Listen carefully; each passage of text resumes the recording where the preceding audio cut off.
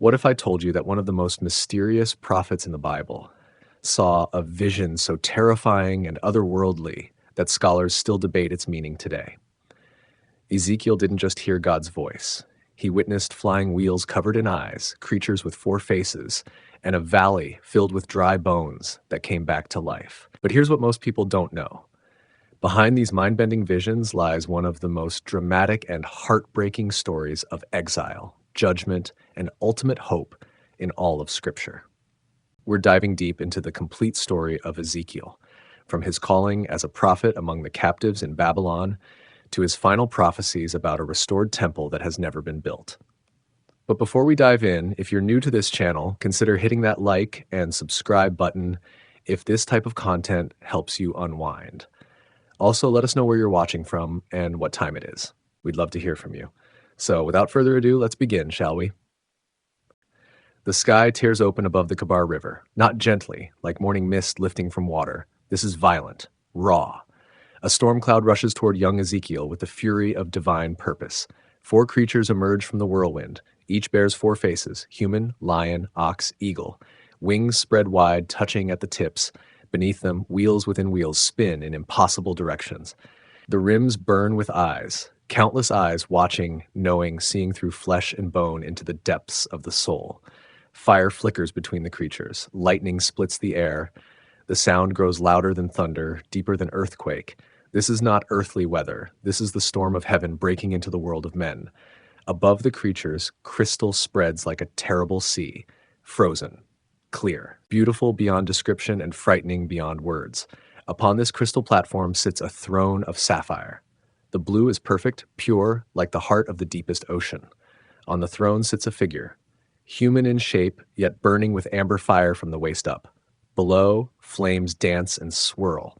The radiance surrounds this being like a rainbow after rain, gentle colors in a scene of overwhelming power. Ezekiel knows immediately, this is the glory of the Lord. Not a vision of God, but God himself choosing to reveal his presence. The weight of this truth crashes down upon the young priest. His knees buckle. His strength fails. Face meets dirt beside the river. The voice comes like rushing water, deep, endless. It speaks his name, Son of Man. The words carry weight beyond their simple meaning. Here stands a mortal in the presence of the eternal. Dust before the divine. Fear grips every muscle. This is not the gentle God of childhood prayers. This is the Lord of hosts, maker of stars, keeper of storms. Power beyond human understanding has chosen to speak. Ezekiel's world will never be the same. The vision burns itself into his memory. Every detail, every color, every sound. The wheels will haunt his dreams. The faces will return in quiet moments. The throne will shine behind his closed eyes for the rest of his life. But for now, there is only awe, only terror, only the crushing weight of divine presence pressing down upon a young man who thought he understood God. The river flows on beside him, normal, peaceful, while everything else has changed forever. Context of collapse. Jerusalem stands on the edge of a knife. The great city that once knew Solomon's glory now trembles before Babylon's rising might. King Nebuchadnezzar's armies cast long shadows across the land. The golden age is ending, and few see it coming. In the temple courts, politics poison the sacred air. Priests scheme with princes. False prophets promise easy peace. The Lord will never abandon his holy city, they say. Jerusalem is safe. Their words taste sweet, but carry the bitter aftertaste of lies. King Jehoiakim sits on David's throne, young and foolish. His father's rebellion against Babylon left the kingdom weak. Now the enemy approaches like a flood. The walls that protected generations of kings cannot hold back the tide of empire. Ezekiel moves through these troubled times as a priest in training. Born into the line of Buzi, he should have served in the temple his whole life. The holy place should have been his world. Sacred songs, morning sacrifices, evening prayers, a life of rhythm and ritual. Instead, he watches corruption seep through every corner of the holy city. Merchants sell in the temple courts. Judges take bribes. The poor go hungry while the rich feast. Israel has forgotten the covenant. The law gathers dust while the people chase foreign gods. The young priest sees what others miss. This is not just political crisis. This is spiritual collapse. The nation that was meant to be a light to the world has become darkness itself. The temple still stands, but God's presence feels distant. Prayers echo in empty chambers. News arrives from the north. Babylon's armies move like locusts, consuming everything in their path. City after city falls. Refugees flood into Jerusalem with stories of horror. Children torn from parents, homes burned, lives destroyed. Still the leaders refuse to see. God dwells in Zion, they declare. His holy mountain cannot fall. They trust in stones and walls rather than righteousness. They believe in their own power rather than divine mercy. Ezekiel feels the tension building. Something is coming, something terrible and necessary. The God of Israel will not be mocked forever. Justice delayed is not justice denied. The day of reckoning approaches like storm clouds gathering on the horizon. The city holds its breath. Merchants still sell their goods, children still play in the streets, but underneath the normal rhythms of life, fear grows. Change is coming, whether they welcome it or not. For young Ezekiel, these are the last days of his old life. Soon he will learn that God's plans stretch far beyond the temple walls. His calling lies not in the comfortable rituals of Jerusalem, but in the strange, hard places where faith must be reborn. Into exile, the siege comes swift and brutal. Nebuchadnezzar's army surrounds Jerusalem like a closing fist. The great walls that stood for centuries become a prison. Food grows scarce, hope grows scarcer. King Jehoiakim realizes too late that resistance is futile. Babylon's power cannot be broken by brave words or desperate prayers. Surrender comes with heavy terms. The king himself must go into exile. 10,000 of the best and brightest must follow. Ezekiel stands among the chosen, not chosen for honor but for removal. Babylon wants the skilled workers, the educated priests, the potential leaders. Better to have them serve in exile than rebel at home. The future of Israel walks in chains toward a foreign land. The march begins on a morning thick with grief, families torn apart, children crying for parents they may never see again, the elderly left behind, too weak for the journey. Jerusalem empties of its heart while the body remains. Dust rises from thousands of feet on the long road to Babylon. Each step takes them further from everything they know. The temple shrinks to a distant memory. The familiar hills of Judah fade into the past. The God who dwelt in Zion seems very far away. Days blur into weeks. The sun beats down mercilessly. Water is scarce and precious. The weak fall by the roadside. Guards show no mercy to those who cannot keep pace. This is not travel, but trauma. Not journey, but judgment. Ezekiel's feet bleed in his sandals. His priest's robes become rags. The hands that should have lifted holy offerings now carry the weight of exile. Everything he trained for lies behind him. Everything he hoped for turns to ash. Babylon appears on the horizon like a fever dream. Massive walls dwarf anything in Jerusalem. Towers reach toward heaven in prideful defiance. The city sprawls endlessly. Home to gods, Israel was taught to despise. This is the belly of the beast. The exiles are settled by the Kebar River. Not the worst place they could have ended up, but far from home nonetheless. The water flows steadily, indifferent to their tears. Foreign soil beneath their feet, foreign voices in their ears, foreign food in their mouths. Here they must learn new ways to live, new customs to follow, new masters to serve. The young men who might have been priests in Jerusalem become servants in Babylon.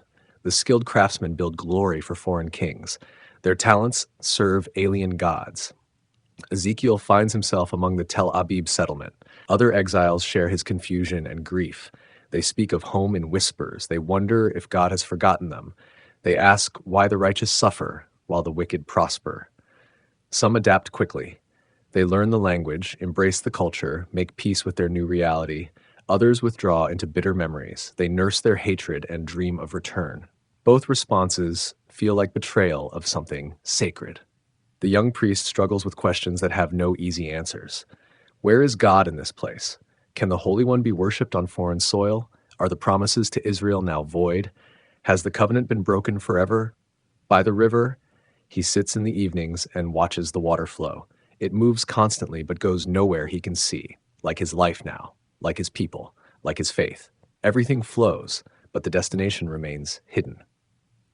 The call of fire. The vision returns with greater force than before. Not gently this time, but like lightning splitting the sky. The storm cloud races across the heavens above the Kebar River. The four living creatures emerge once more from the whirlwind. Their faces blaze with divine fire. Human, lion, ox, eagle. Each one perfect in its terror and beauty. Wings beat with the sound of rushing waters. The wheels within wheels spin faster now, like their rims still burning with countless eyes. Nothing escapes their gaze. The crystal expanse stretches above them, clearer than morning air. Upon it sits the throne of sapphire, blue as the deepest part of the sea. The figure upon the throne burns with amber light above the waist, flames dancing below. The rainbow glory surrounds him like a crown of colors. But this time, the vision does not end with Ezekiel's face in the dirt. The voice speaks with the authority of creation itself. Son of man, stand on your feet. The words carry power beyond their meaning. They lift him from the ground. The spirit enters him, not gently, but like wind filling a sail. Suddenly he can stand before the throne without collapsing. The fear remains, but so does new strength. Divine power flows through mortal flesh. I am sending you to the Israelites, the voice declares, to a rebellious nation that has turned against me. The words sting because they ring true. God's chosen people have chosen other gods. The covenant lies broken like pottery shards. The divine chariot, for that is what this is, represents God's mobility. The Lord is not trapped in the temple back in Jerusalem. He can move wherever he chooses.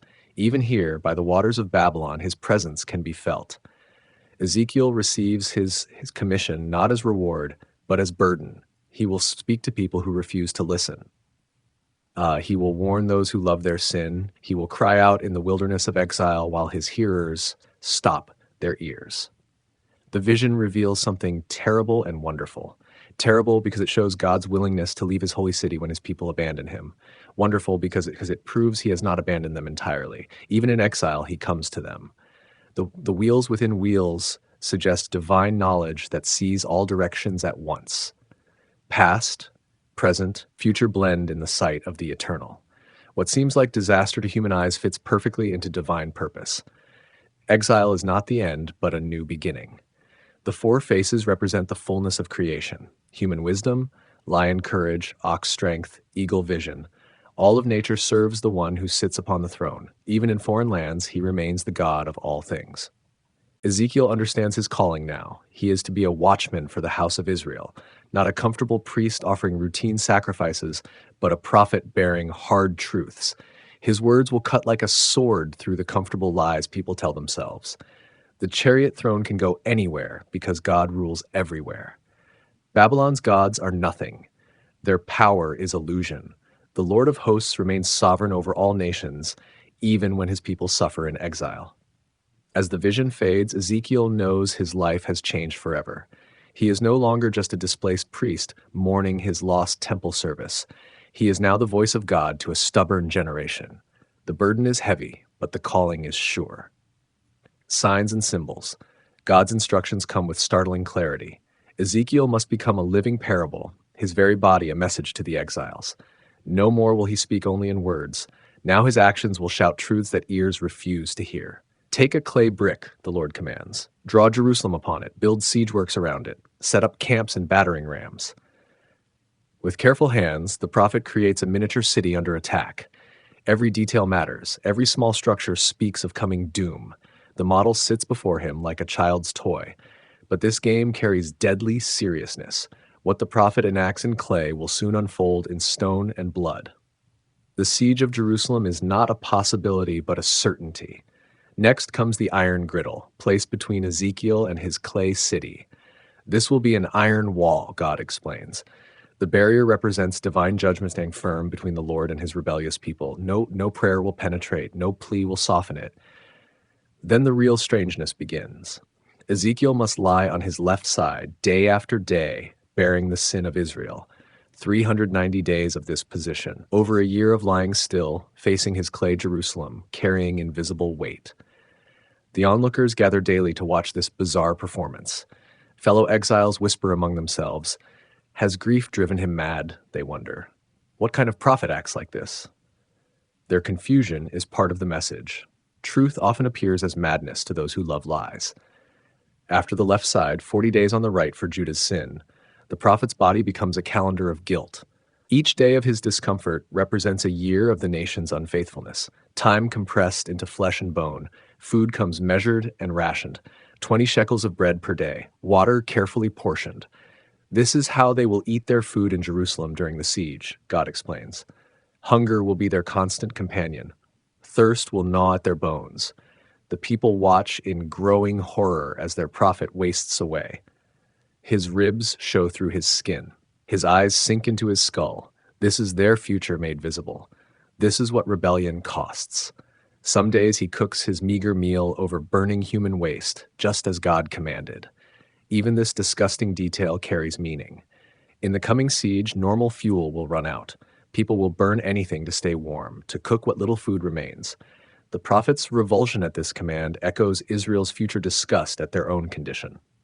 They who considered themselves clean will be defiled by their circumstances. They who thought themselves holy will discover their true state. Children gather to stare at the strange priest, who acts out stories with his body. Their parents pull them away, but not before the image burns into young minds. Memory will carry this scene long after the prophet's voice fades. Why don't you just tell us what God wants to say? The elders ask. But words have failed. Sermons have been ignored. Sometimes truth must be felt in the gut before it reaches the mind. Sometimes the body teaches what the brain refuses to learn. Each day of the Sign Act builds tension in the community. What will this mad prophet do next? How long will he continue this disturbing display? The very questions keep God's message alive in conversations around evening fires. Ezekiel's sacrifice is real, his hunger genuine, his discomfort increases daily. But every pang serves a purpose, every weakness speaks of strength. In his brokenness, divine truth finds its voice. The scroll and the bitter words. A hand extends from the throne, holding a scroll written on both sides. No blank spaces remain. Words cover every inch of papyrus. This is not a brief message, but a complete judgment. The fullness of divine warning written in celestial ink. Son of man, eat what is before you, the voice commands. Eat this scroll, then go speak to the house of Israel. The instruction sounds impossible. Scrolls are for reading, not eating. But nothing about this calling follows normal patterns. Ezekiel opens his mouth like a child accepting food from a parent's hand. The scroll touches his tongue. The taste surprises him. Sweet as honey, pleasant as fresh fruit. The words that spell doom for his people taste like heaven in his mouth. This paradox cuts to the heart of prophetic ministry. God's judgment, though terrible in its effects, springs from perfect love. Divine wrath is not cruel anger, but righteous response to sin. Even destruction can taste sweet when it serves redemption's purpose. The scroll dissolves on his tongue like communion bread. Its words become part of him now, no longer external message, but internal reality. He cannot speak anything but what he has consumed. His voice will echo what his soul has absorbed. Your people are not willing to listen to you, God warns, because they are not willing to listen to me. The prophet's mission is doomed to apparent failure from the start. He will speak to deaf ears and blind eyes. His words will bounce off hard hearts like stones off armor, yet he must speak anyway. Success is not his responsibility. Faithfulness is. The watchman's duty is to warn, not to guarantee that warnings are heeded.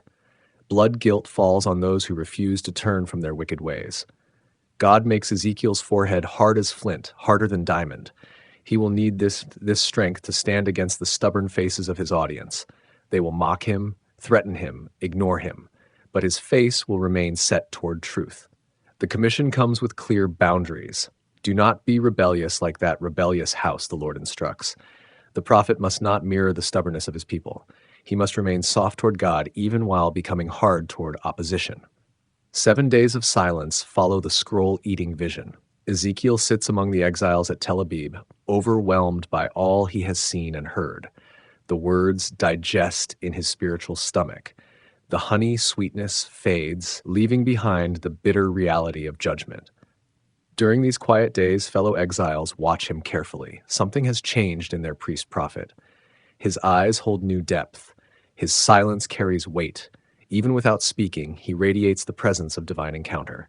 When the 7 days end, God's word comes again. I have made you a watchman for the house of Israel. The role is both privilege and curse. He will see danger before others notice it. He will cry alarm while others sleep peacefully. The watchman's burden is heavy. If he warns the wicked and they refuse to turn, they die in their sin. But if he fails to warn them, their blood is on his hands. Every conversation becomes a matter of life and death. Every word carries eternal weight. Ezekiel's tongue, once bound by shock and awe, now loosens for proclamation. But he will speak only when God opens his mouth. Silence and speech will alternate according to divine timing. He becomes an instrument played by the master musician. The sweet scroll has become bitter truth in his belly. What tasted like honey now churns like gall. This is the prophet's lot, to find joy in God's presence while grieving over God's people, to taste heaven while speaking of hell, shaving and scattering. The razor's edge gleams in the morning light by the Kibar River. God's command echoes in Ezekiel's mind. Take a sharp sword and use it as a barber's razor to shave your head and your beard. The blade will cut away more than hair today. For a priest, this act borders on the unthinkable. The law forbids priests from shaving their heads or trimming their beards.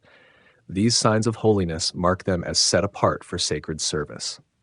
To remove them means stepping outside the bounds of normal religious life. But normal times have passed. The temple lies far away. The priesthood serves foreign masters now. God calls for new signs that speak to new circumstances. Sometimes obedience requires breaking old rules to follow deeper truths. The prophet sits by the water's edge and begins to shave. The blade scrapes against his scalp with harsh, grinding sounds. Clumps of dark hair fall into the dust at his feet. Each stroke removes another mark of his priestly identity. Fellow exiles gather to watch this latest strange performance. Whispers ripple through the crowd. "What is he doing now?" they murmur. "Has he lost all sense of propriety?" Their shock is part of the message. Sometimes truth must scandalize before it saves. His beard follows the hair from his head. The razor moves carefully around his chin and cheeks. Years of growth disappear in minutes. The face that emerges looks younger, more vulnerable. The priest becomes a visual parable of loss and transformation.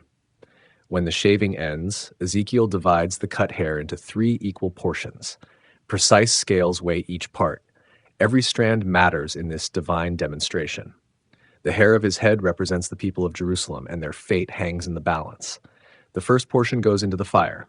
Flames consume the hair quickly, leaving only ash and bitter smoke. This represents those who will die in the siege, burned by hunger, disease, and warfare. The fire shows no mercy, no favorites. The second portion faces the sword. Ezekiel strikes it again and again with his blade, scattering the pieces. This symbolizes those who will fall to enemy weapons. The sword that shaved his head now demonstrates the violence coming to his people. The third portion meets the wind. He throws it high into the air and watches it scatter in all directions. Some strands blow toward distant lands, others fall nearby. This is the diaspora. God's people spread across the earth like seeds on the wind.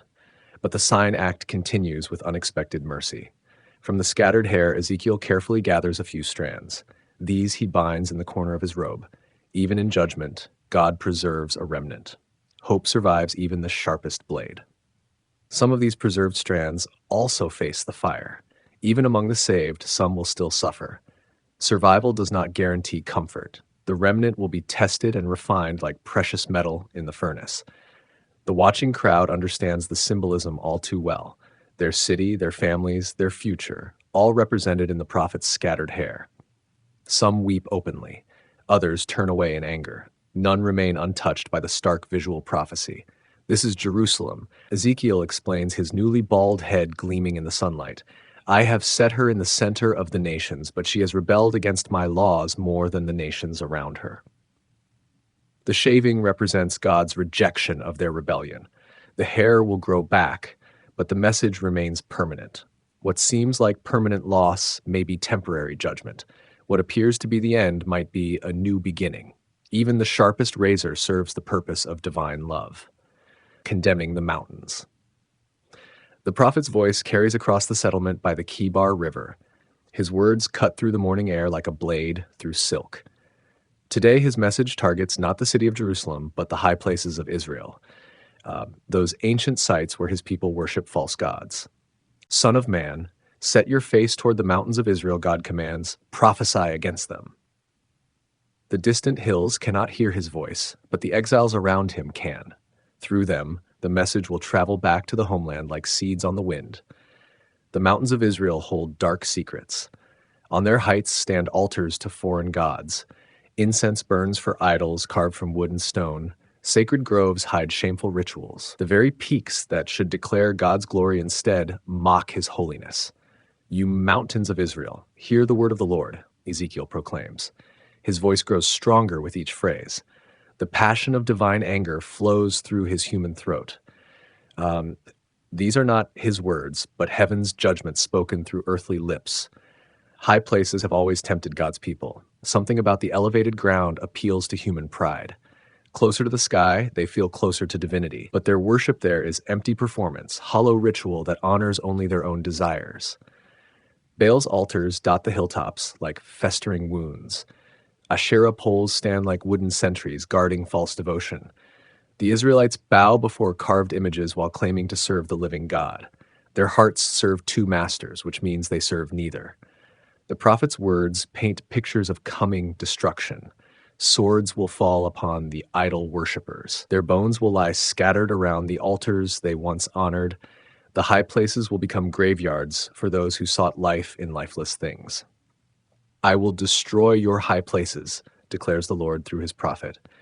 Your altars will be demolished, your incense altars broken down. I will slay your people in front of your idols. The judgment fits the crime, death where they sought false life. But the destruction serves a greater purpose than simple punishment. When the idols lie shattered and their worshippers dead, something new becomes possible. Truth can grow in soil cleared of lies. Real worship can begin where false worship ends. The mountains themselves will witness this transformation. The same heights that hosted rebellion will see restoration.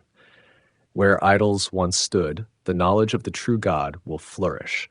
Geography remains constant, but spiritual climate changes completely. Some among the exiles remember these high places from their youth. They recall climbing the hills for festival celebrations, burning incense to gods whose names they barely remember now. The prophet's words stir memories both sweet and bitter. Others have never seen these mountain shrines, but know their influence. Fathers and grandfathers spoke of them in whispers, either condemning or defending their practices. The debate over high places has divided families for generations. Ezekiel's message offers no middle ground. There is no compromise between truth and falsehood, no merger possible between the living God and dead idols. The mountains must choose their allegiance, and so must the people who worship on them. The wind carries his words beyond the immediate audience. Somewhere in lands far from Babylon, mountains rise toward heaven. On their peaks, altars smoke with false sacrifice. But judgment is coming, and the hills will tremble when it arrives. Even in exile, God's people must face this choice. They can serve the gods of Babylon or remember the God of Israel. They can adapt to local customs or maintain their distinct calling. The mountains of Israel are far away, but the choice is present every day. Visions of idolatry. The Spirit lifts Ezekiel by a lock of his hair, carrying him through the air like a bird on the wind. Distance collapses in the space of a heartbeat. One moment he sits by the Kebar River in Babylon, the next he stands in Jerusalem's temple courts. But this is not the temple as it should be. Corruption seeps through every stone. The outer court buzzes with activity that would make the ancient priests weep. What was meant to be holy ground has become a marketplace of spiritual compromise. At the entrance to the inner court stands an idol that provokes divine jealousy. The image towers over approaching worshipers, demanding their attention before they can reach the true altar. It blocks the path to genuine worship like a spiritual roadblock. Son of man, do you see what they are doing? God asks. The question carries infinite sadness. These are his people, chosen from all nations to be his own. Yet they treat his house like a common shrine, his courts like pagan temples. The vision deepens as the Spirit guides Ezekiel through a hidden doorway. Behind the temple's public facade lies a secret chamber filled with abominations. 70 elders of Israel bow before walls covered with carved images of creeping things and detestable beasts. Each elder holds a censer burning incense to these false gods. The smoke rises thick and acrid, carrying prayers to lifeless images. These are the leaders of God's people, the men who should guide others in righteousness. Instead, they lead the nation into spiritual adultery. They say the Lord does not see us, the elders whisper among themselves. The Lord has forsaken the land. Their idolatry springs from despair masked as pragmatism. If God has abandoned them, they reason they must find other gods to serve. But God sees everything. No secret chamber hides from his gaze. No whispered prayer escapes his hearing. The very thought that they can hide from the Almighty reveals how far they have fallen from understanding his nature. The vision continues to the north gate of the temple. There sit women weeping for Tammuz, the Babylonian god who supposedly dies and rises with the seasons.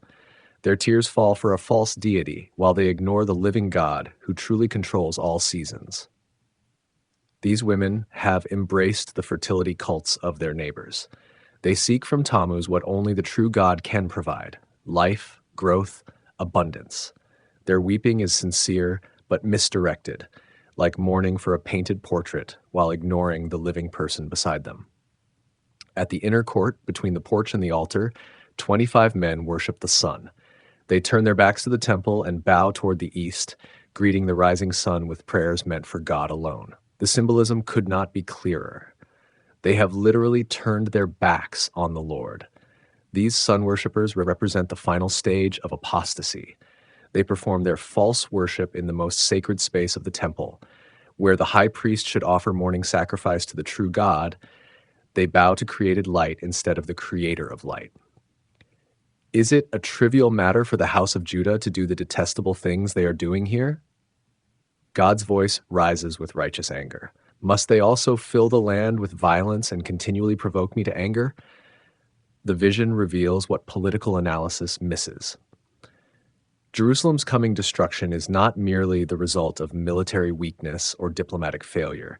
It springs from spiritual corruption that has rotted the nation's foundation. External enemies can only destroy what internal rebellion has already weakened. Each level of the vision peels back another layer of deception. Surface respectability hides deeper compromise. Public worship masks private idolatry. The very place meant to house God's presence has become a brothel of spiritual infidelity. Yet even in this vision of corruption, hope flickers. God shows Ezekiel these things not to crush his spirit, but to prepare him for what comes next. Before restoration can begin, the full extent of the problem must be revealed. Truth is always the first step toward healing. Mark of the remnant. Through the corrupted temple courts walks a figure clothed in linen, carrying a writing kit at his side. He moves with divine purpose among the worshippers of false gods. His mission is mercy disguised as judgment, to mark those who still grieve over the abominations committed in God's house. Go throughout the city of Jerusalem, the Lord commands this heavenly scribe, and put a mark on the foreheads of those who grieve and lament over all the detestable things that are done in it. Not all hearts have hardened completely. Some still ache for holiness. The marked ones are not perfect people. They have witnessed the corruption around them and felt its weight in their souls. While others celebrate the spiritual compromise, these remnant souls weep. Their tears mark them as surely as any written sign. Behind the scribe follow 6 other figures, each carrying a weapon of destruction. They wait at the threshold while the marking takes place.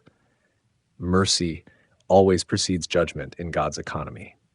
Those who truly seek him find protection even in days of wrath. The mark upon the forehead serves as a divine passport. Death will pass over those who bear it, just as it passed over Hebrew homes marked with lamb's blood in Egypt long ago. History repeats its patterns when God's people need salvation. Who receives this mark? Not the religious leaders who burn incense to false gods, not the women who weep for Tammuz, not the men who worship the rising sun. The mark goes to those whose hearts break over what breaks God's heart. Some marked ones are simple people, servants, laborers, merchants who never held positions of power. Others might be found among the priests and elders, though their numbers are few. God looks at hearts, not status. Faithfulness matters more than position. The marking process takes time. The scribe must search carefully through the city's population. Many who appear righteous on the surface prove hollow within. Others who seem insignificant carry deep wells of genuine devotion. Divine vision sees what human eyes miss. Children receive marks alongside their grieving parents. The elderly who remember better days find protection with the young who long for reform. God's remnant spans generations, united not by age but by spiritual sensitivity to his holiness. As the marking concludes, the destroyers receive their orders. Follow him through the city and kill without showing pity or compassion. Slaughter old men, young men, and maidens, women and children, but do not touch anyone who has the mark. The command sounds harsh, but it reflects the justice of perfect holiness. Those who have consistently chosen rebellion over repentance, who have hardened their hearts against every divine appeal, now face the consequences of their choices. The slaughter begins at the sanctuary itself. The very place where corruption took root becomes the starting point for cleansing. The elders who burned incense to false gods fall first. Their secret chambers become their tombs. Yet even in judgment, God's character shines through the darkness. He does not destroy indiscriminately. He preserves those who align their hearts with His. The mark of protection reveals His mercy, operating within His justice. Ezekiel watches this vision unfold with growing horror and hope intermingled. Horror at the extent of judgment required. Hope at the preservation of a faithful remnant. Both emotions reflect appropriate responses to divine holiness encountering human rebellion. The remnant will carry the future of God's people. From their faithfulness, new generations will learn true worship. Their grief over present corruption will birth joy in coming restoration. The mark that saves them today prepares them to serve tomorrow. Glory departs. The vision unfolds like a slow-motion tragedy. God's presence, which has dwelt in the temple for centuries, begins to move, not suddenly, not in anger, but with the deliberate care of someone saying goodbye forever. Ezekiel watches from his place in Babylon, transported in spirit to Jerusalem's holy mount. The glory that once filled Solomon's temple, that blazing, untouchable light, starts to lift. First from the Holy of Holies, that sacred inner chamber where only the high priest could enter once a year. The light hesitates, as if reluctant to leave its ancient home. Picture this moment. The temple has been God's address on earth, His dwelling place among His people. Kings came here to seek wisdom. Priests offered daily sacrifices in these courts. Pilgrims traveled from distant lands just to glimpse these sacred walls. Now the very presence that made this place holy is packing up, preparing to leave. The glory moves to the threshold of the temple. It pauses there, suspended between staying and going. How long has God waited for His people to return? How many warnings have gone unheeded? How many prophets have pleaded with deaf ears? The patience of the eternal finally reaches its limit.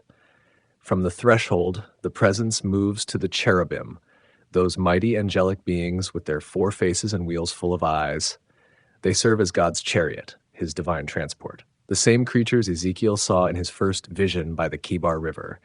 The same wheels within wheels, spinning with otherworldly precision. The cherubim rise. Their wings beat with the sound of many waters, like rushing rivers or distant thunder. The wheels turn, sparkling like precious stones in sunlight. They carry the glory of the Lord away from the temple, away from the city, toward the Mount of Olives on Jerusalem's eastern edge. There the presence stops. One final pause. One last look back at the city that was meant to be a light to the nations. Jerusalem spreads out below. Its streets, its markets, its homes where children play and merchants haggle and life continues, unaware that the divine protection that has shielded them for generations is now departing. The symbolism cuts deep. When God's presence leaves, Jerusalem becomes just another city. The temple becomes just another building. The people become just another nation, vulnerable to the storms that shake the world. No special protection, no divine favor, no miraculous intervention when enemies come calling. Ezekiel absorbs every detail of this cosmic departure. He understands what the exiles in Babylon refused to believe. Jerusalem will fall not because God is weak, but because God is leaving. The city will burn not because pagan gods are stronger, but because the true God has withdrawn His hand of protection. This vision explains everything. Why the prophets keep crying out warnings, why disaster looms on every horizon, why even faithful people suffer alongside the rebellious. When the presence of God departs, judgment becomes inevitable. The Mount of Olives holds special meaning. Centuries later, another prophet will weep over Jerusalem from this same hill. He will speak of stones crying out and temples being destroyed. He will promise to return to this exact spot when all things are made new. But for now, it serves as a launching point for divine departure. The wheels continue to turn. The cherubim spread their wings. The glory that Moses glimpsed in the burning bush, that led Israel through the wilderness as a pillar of fire and cloud, that filled the tabernacle and later Solomon's temple, this same glory now lifts higher, moving beyond earthly boundaries. Ezekiel watches until the vision fades.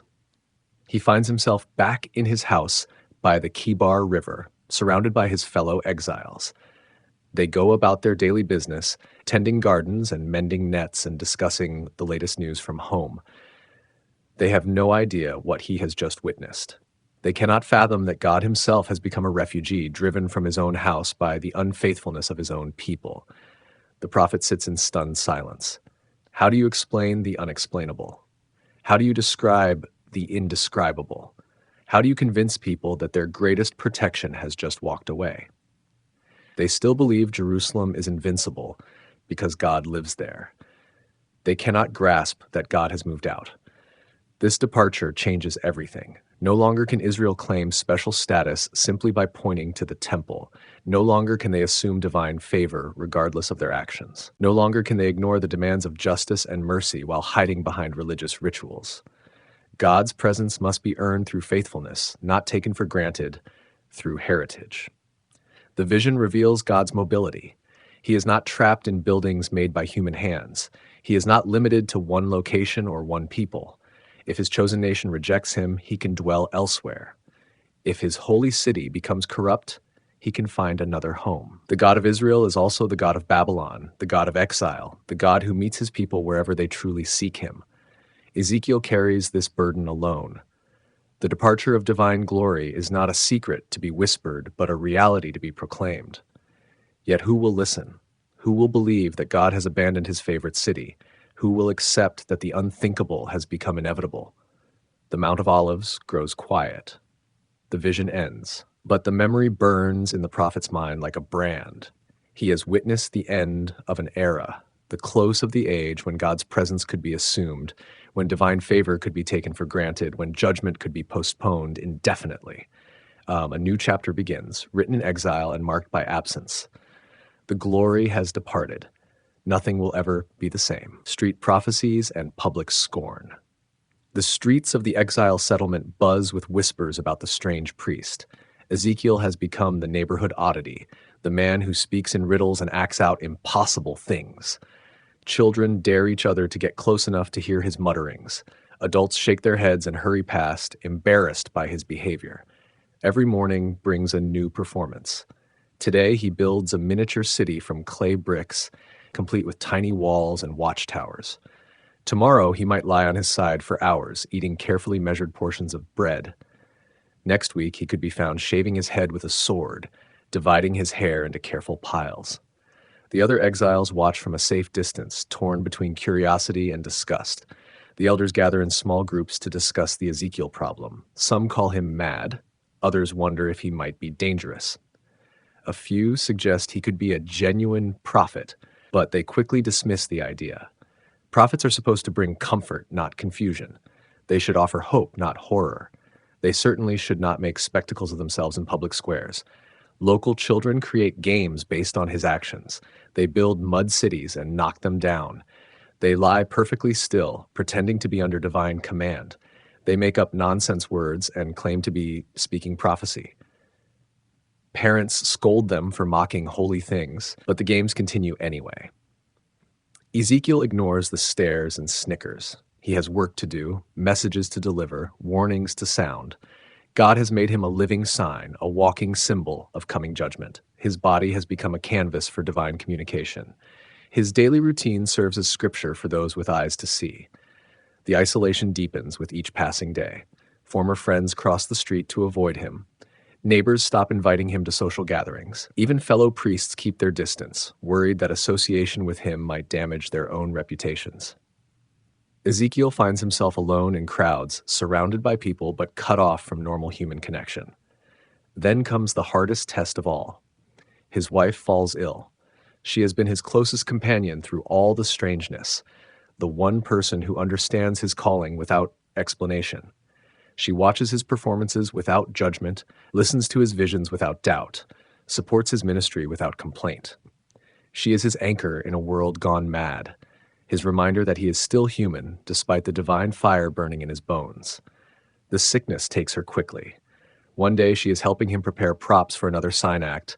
The next she is burning with fever.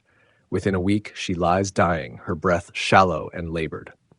Ezekiel sits beside her bed, holding her hand, praying for healing that does not come. God speaks to him in those final hours. The message chills his soul. When she dies, he must not mourn. No tears, no wailing, no traditional grief. He must bind up his turban, put on his sandals, cover his mustache, and eat the bread of mourners. But he must do it all in silence, without the outward signs of sorrow that custom demands. His wife passes at sunset. The community expects him to tear his clothes, throw dust on his head, and cry out in anguish. Instead, he washes her body with careful tenderness, wraps her in clean linen, and buries her without ceremony. He returns home and sits in silence, his face dry, his voice still. The neighbors are horrified. What kind of man shows no grief for his beloved wife? What sort of husband buries his companion like she meant nothing to him? The whispers grow louder. Some call him heartless. Others suggest he never loved her at all. A few wonder if he has finally lost his mind completely. But Ezekiel's silence speaks louder than any wailing could. His dry eyes communicate more than rivers of tears. His controlled behavior delivers a message that screams cannot match. He has become a living parable of what is coming to Jerusalem. Just as he cannot mourn his personal loss, the people will soon be too overwhelmed by collective tragedy to grieve individual deaths. The Sign Act works its way into the community's consciousness. People begin to understand that his strange behavior points to something beyond itself. His wife's death and his response to it serve as preview of coming attractions. Soon everyone will lose loved ones. Soon grief will become so common that mourning rituals will seem inadequate. Soon survival will require the kind of emotional numbness that Ezekiel now displays. Morning comes and the prophet resumes his public ministry. He builds another clay city, sets up another siege. But now his actions carry new weight. The man who buried his wife without tears is the same man warning of Jerusalem's destruction. His personal loss validates his public message. His private grief, though hidden, authenticates his prophetic authority. The crowd gathers as usual, but the atmosphere has changed. The mocking laughter fades to uncomfortable silence. The casual dismissal turns to reluctant attention. The easy explanations no longer satisfy. This is not just a mad priest acting out fantasies. This is a man who has paid the price for his calling, who has sacrificed everything for his message. Ezekiel speaks rarely, but when words come, they cut like swords. He explains the meaning of his wife's death and his response to it. He connects personal loss to national catastrophe. He shows how individual suffering mirrors collective judgment. His grief, though unexpressed, becomes a window into God's heart over rebellious Israel. Some listeners begin to see the pattern. The clay cities represent Jerusalem. The measured food portions predict siege conditions. The hair scattered to the wind symbolizes exile and death. The lack of mourning for his wife foreshadows a time when grief will be too overwhelming for traditional expression. Each strange act serves as one note in a larger symphony of warning. Others remain skeptical. They prefer their prophets to be more conventional, their messages to be more encouraging, their signs to be more obviously miraculous. A man who speaks in symbols and acts out judgments does not fit their expectations of divine communication. They continue to dismiss him as disturbed rather than inspired. But Ezekiel persists. His calling does not depend on popular approval. His authority comes from God, not from human recognition. His message remains true whether people accept it or reject it. He has become a faithful watchman, sounding the alarm whether the city chooses to wake up or sleep through the danger. The street prophecies continue. The public scorn persists, but something has shifted in the exile community. The man they once dismissed as merely eccentric has revealed depths of sacrifice and commitment that demand respect. His willingness to endure personal loss for the sake of his message forces even skeptics to reconsider. Perhaps there is more to Ezekiel than meets the eye. Perhaps his strangeness conceals wisdom. Perhaps his warnings deserve a hearing, after all. Fall of Jerusalem foretold. The prophet's voice carries across the settlement with terrible certainty. No more riddles, no more symbols, no more acted parables. The time for clear speech has arrived, and Ezekiel delivers it with surgical precision. Jerusalem will fall, the temple will burn, the people will die by sword, famine, and plague. The unthinkable has become inevitable. He stands in the marketplace where merchants haggle over grain and pottery. His words slice through the ordinary business of daily life like a blade through silk. Women carrying water jars pause to listen. Children stop their games. Even the most skeptical elders find themselves drawn into the prophet's orbit as he paints a picture of coming catastrophe. The siege will begin, he declares, when Babylon's armies surround the city like hunters closing in on trapped prey. The walls that have protected Jerusalem for centuries will become prison bars, locking the inhabitants inside with their growing desperation. Food will grow scarce, then precious, then non-existent. Water will be rationed drop by drop. The wealthy will eat their jewelry, the poor will gnaw on leather sandals. Mothers will eye their children with unnatural hunger. Fathers will hide scraps of moldy bread from their own families. The most refined women will fight over the bones of donkeys. Cannibalism will transform the holy city into a place of horror that makes pagan nations seem civilized by comparison. The taboos that separate humans from beasts will crumble under the weight of starvation. Ezekiel names specific leaders who will fall. King Zedekiah, who thinks his political maneuvering can save the kingdom, will watch his sons die before his own eyes are put out. The last thing he will see is the end of the Davidic line, at least as far as earthly kingdoms are concerned. He will be dragged to Babylon in chains, a broken puppet king whose strings have been cut. The false prophets who promise easy peace will discover how empty their words sound when siege engines batter the gates. The priests who have compromised with idolatry will find their rituals powerless against Babylonian battering rams. The nobles who have oppressed the poor will learn what it means to beg for mercy from foreign soldiers who understand no appeals for special treatment. Fire will consume the cedar beams of Solomon's temple. The gold will melt and run in streams down the Temple Mount. The bronze pillars that symbolized God's eternal presence will be broken and carted away as scrap metal. The Holy of Holies will be stripped bare, its sacred objects either destroyed or carried off as trophies for pagan gods. The prophet describes the final assault with the clarity of an eyewitness. Babylonian soldiers will pour through breached walls like water through a broken dam. They will show no mercy to age or gender. Children will die clutching their mothers' robes. Old men will fall defending doorways. Young women will face horrors worse than death. The streets will run red with blood, and birds will feast on corpses until they cannot fly. Some listeners cover their ears, unable to bear the details. Others argue that Ezekiel goes too far, that God would never allow such destruction to befall his chosen people. A few demand proof, asking for signs and wonders to validate these terrible predictions. But the prophet continues his litany of coming judgment without pause or apology. The survivors, he declares, will envy the dead. Those who escape the sword will face exile in foreign lands, separated from everything that gives life meaning. They will work as slaves for masters who care nothing for their heritage or their God. Their children will grow up speaking Babylonian instead of Hebrew, worshiping Babylonian gods instead of the Lord of Israel. The temple treasures will decorate pagan shrines. Sacred vessels will hold wine for drunken festivals. The Ark of the Covenant, if it survives, will become a curiosity in some foreign museum. Everything holy will be made common. Everything pure will be defiled. Everything that seemed permanent will prove as fragile as morning mist. Yet even in this catalog of horrors, hints of hope flicker. The exile will not last forever. The scattered people will eventually return. The temple will be rebuilt, though different from before. God's purposes will survive even total national collapse. But that restoration lies far in the future, beyond the immediate catastrophe that now approaches like a storm front. Ezekiel's audience struggles to process such comprehensive destruction. Some accuse him of exaggeration, claiming no city could suffer so completely and still survive. Others suggest he has been influenced by Babylonian propaganda, that enemy agents have corrupted his message. A few wonder if he speaks from personal bitterness, letting his own suffering color his prophecies with unnecessary darkness. But the prophet remains unmoved by criticism. He has seen the vision of God's glory departing from the temple. He has witnessed the corruption behind Jerusalem's religious facade. He has watched divine patience reach its breaking point.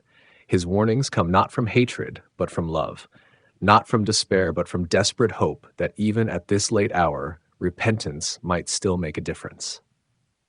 The specificity of his predictions lends them credibility. He does not speak in vague generalities, but in concrete details. He names names, describes events, sets timelines. His prophecies have the ring of historical fact even before they happen. This precision will either validate his calling or destroy his reputation completely. There is no middle ground. As the prophet concludes his dire forecast, silence settles over the marketplace. The ordinary sounds of commerce and conversation seem trivial in the wake of such momentous words. Some listeners drift away, shaking their heads and muttering about false prophets. Others remain, staring at Ezekiel with new respect and growing fear. The sun sets over the exile settlement, casting long shadows across the dusty ground. Tomorrow will bring new prophecies, new warnings, new attempts to wake a sleeping people before the hammer falls. But tonight, the words hang in the air like smoke from a distant fire, carrying the scent of coming destruction to anyone with the courage to breathe deeply and face the truth.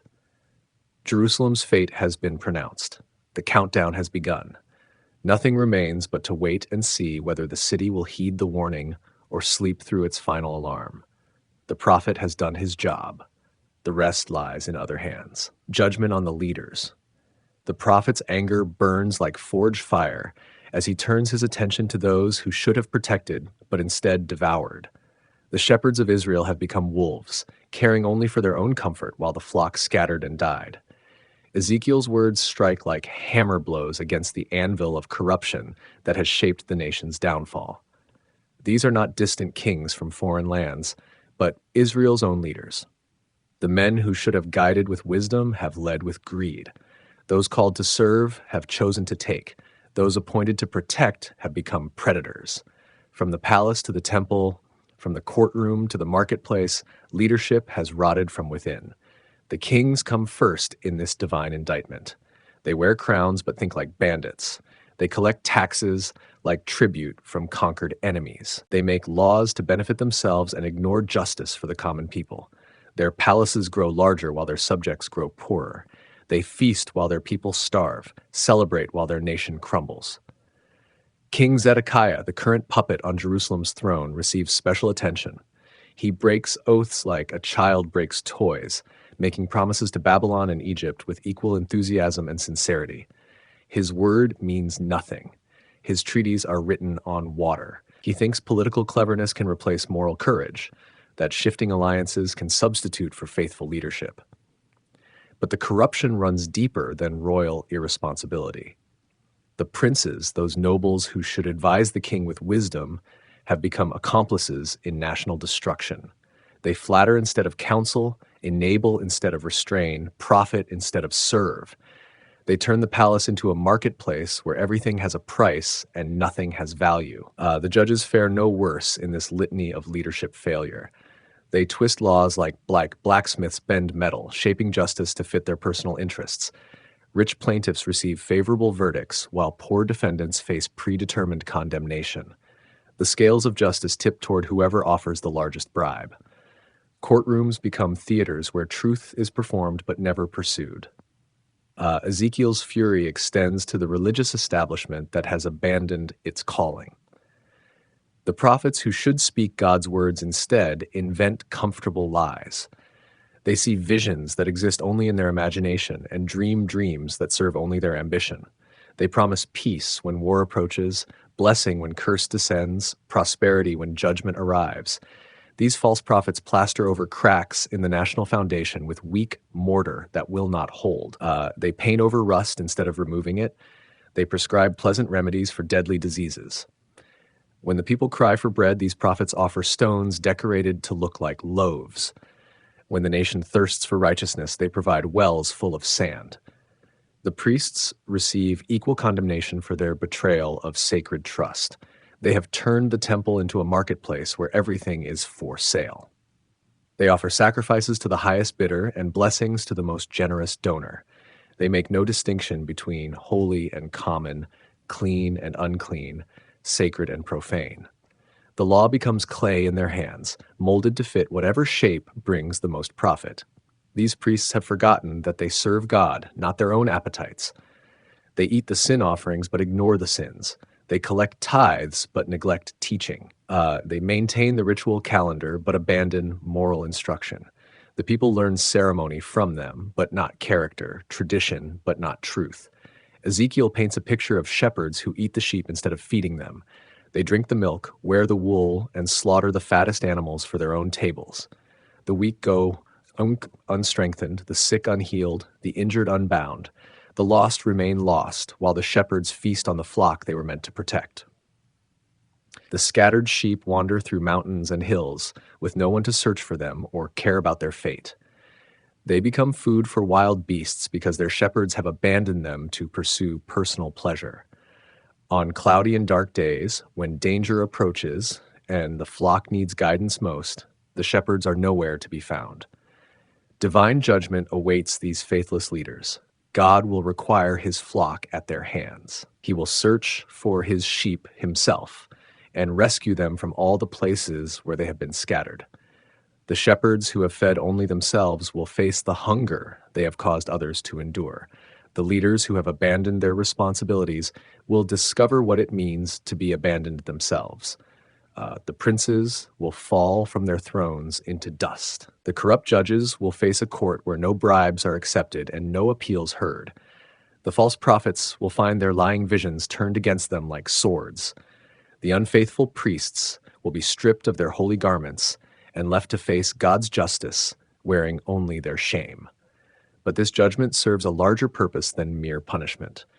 It clears the way for new leadership, faithful shepherds who will truly care for the flock. God himself will become their shepherd, leading them to good pasture and protecting them from harm.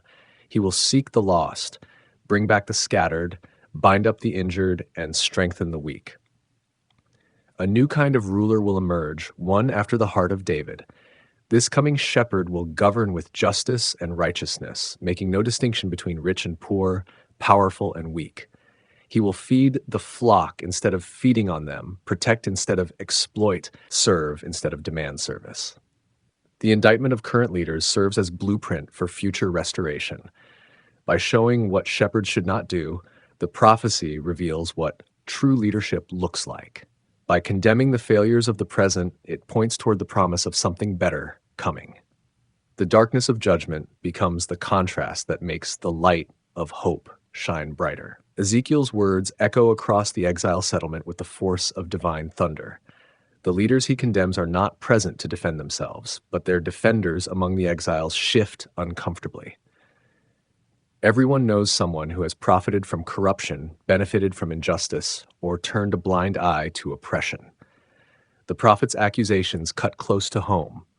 Some listeners nod in recognition, having suffered under the kind of leadership Ezekiel describes. Others question whether any human government can avoid such failures. A few wonder what kind of shepherd God himself will prove to be when he takes direct control of his scattered flock. The answers to these questions lie hidden in the future, but the promise of change offers hope to those weary of being devoured by those who should have cared for them. Oracles against the nations. The prophet's gaze sweeps beyond Israel's borders like a searchlight cutting through darkness. God's judgment extends far beyond one chosen people to encompass all nations that have rejoiced in Jerusalem's suffering. No country is too distant, no kingdom too powerful, no people too foreign to escape divine scrutiny. The same God who disciplines his own children will settle accounts with their enemies. Ammon receives first attention, that neighbor nation east of the Jordan River. They have clapped their hands and stamped their feet with glee at Israel's downfall. They have said aha over the desecrated sanctuary, the desolated land, and the exiled people. Their celebration makes them targets for divine retribution. Eastern peoples will overrun their territory, making their cities pastures for camels and their towns resting places for flocks. The Ammonites thought geography would protect them. The desert stretched between them and Babylon's armies like a moat around a castle. But distance cannot shield them from God's anger. Their mockery of Israel's suffering will return on their own heads multiplied. They will learn what exile feels like, what destruction tastes like, what it means to become a byword among nations. Moab follows in the catalog of judgment, that southern neighbor that shares Ammon's scorn for Israel's troubles. They have declared that Judah has become like all other nations, stripped of special status and divine protection. This dismissal of God's unique relationship with his people earns them a place on the list of nations marked for destruction. Their cities will become ruins, their pride will be humbled, and their name will be forgotten among the peoples. The Moabites trusted in their mountain fortresses and hidden valleys. They believed their ancient gods would protect them as they had protected their ancestors. But no fortress can withstand divine siege engines. No valley can hide from omniscient eyes. No god can stand against the Lord of hosts. Their confidence will prove as fragile as pottery before a hammer. Edom bears special guilt that merits extended condemnation. These descendants of Esau should have helped their brother Jacob in his time of trouble. Instead, they stood aloof while strangers carried off Jerusalem's wealth. They rejoiced over Judah's destruction and delivered survivors to their enemies. They acted like wolves when they should have acted like brothers. The blood bond between Israel and Edom makes this betrayal particularly heinous. When Jerusalem fell, Edom should have opened its borders to refugees, offered food to the hungry, and provided shelter to the homeless. Instead, they blocked escape routes and handed fugitives over to Babylonian soldiers. They profited from their brother's misfortune and celebrated his catastrophe. Divine vengeance will transform Edom from a nation into a wasteland. From Teman to Dedan, their territory will become desolate. They will fall by the sword of Israel's own hand when restoration comes. Their mountain strongholds will become dens for jackals. Their proud cities will house only owls and ravens. The nation that should have shown brotherhood will discover what it means to be truly alone. Philistia, that ancient enemy along the Mediterranean coast, cannot escape notice either. For generations they have acted with malicious hearts against Israel, seeking revenge for old defeats and harboring ancient grudges. They have taken vengeance with spite, destroying without restraint whenever opportunity arose. Their hatred runs so deep that they celebrate every Israeli setback as personal victory. The Philistines thought the sea would protect them, that their ships could carry them to safety if judgment came. They believed their strong cities could withstand any siege, that their gods would defend them as they had in battles past. But the same divine hand that once gave them victory will now ensure their defeat. Their coastal strongholds will fall, their ships will be broken, and their remnant will be cut off. These oracles against surrounding nations serve multiple purposes beyond simple prediction. They demonstrate that God's justice extends beyond Israel's borders to encompass all peoples. No nation can oppress his chosen people without consequence. No kingdom can rejoice in Israel's suffering without facing judgment themselves. The God of Israel rules over all nations, not just his covenant people. The prophecies also provide comfort to the exiles who hear them. Their suffering has not gone unnoticed. Their enemies' celebrations will be short-lived. The nations that mock their downfall will face their own destruction. Justice may be delayed, but it will not be denied. The same divine power that scattered Israel in judgment will scatter their enemies in turn. Each oracle follows a similar pattern. The nation's sin is identified, usually involving pride, violence, or rejoicing over Israel's troubles. Then comes the announcement of coming judgment, often describing the specific form destruction will take. Finally, there is recognition that this punishment comes from Israel's God, demonstrating his sovereignty over all peoples and nations. The cumulative effect builds toward a larger point about divine justice and international relations. Nations cannot treat God's people as they please without consequences. Alliances and enmities formed on earth register in heavenly courts. Political decisions have moral dimensions that extend beyond immediate practical concerns to eternal spiritual realities. Some might wonder why Israel's God concerns himself with foreign nations at all.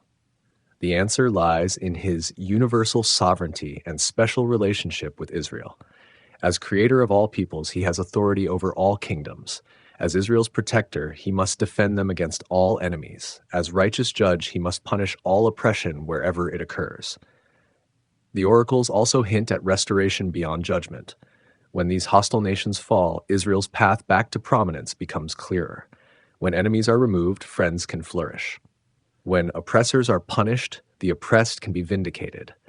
The destruction of Israel's foes creates space for Israel's renewal.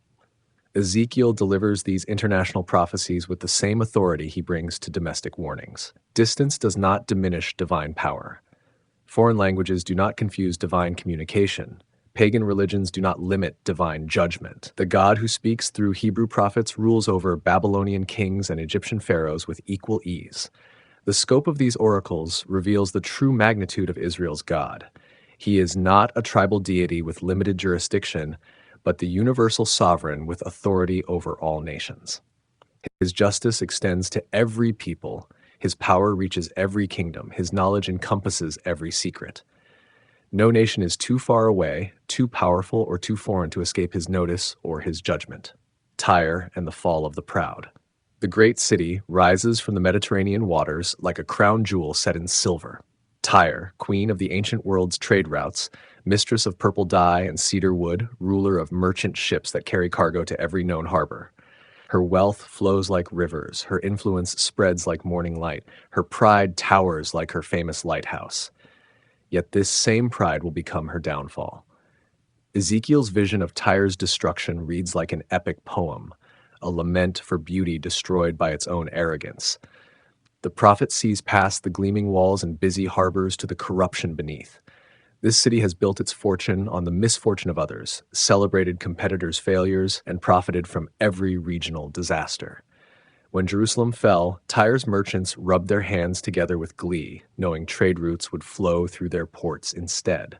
The city's location seems to guarantee eternal security. Built partly on the mainland and partly on an island, Tyre enjoys natural protection that has frustrated many would-be conquerors. The Mediterranean serves as her moat, her ships as her cavalry, her merchant network as her intelligence service. She has grown wealthy by staying neutral in conflicts, selling weapons to both sides, and goods to whoever pays best. But geography cannot protect against divine judgment. The same waters that shield Tyre will become the instrument of her destruction.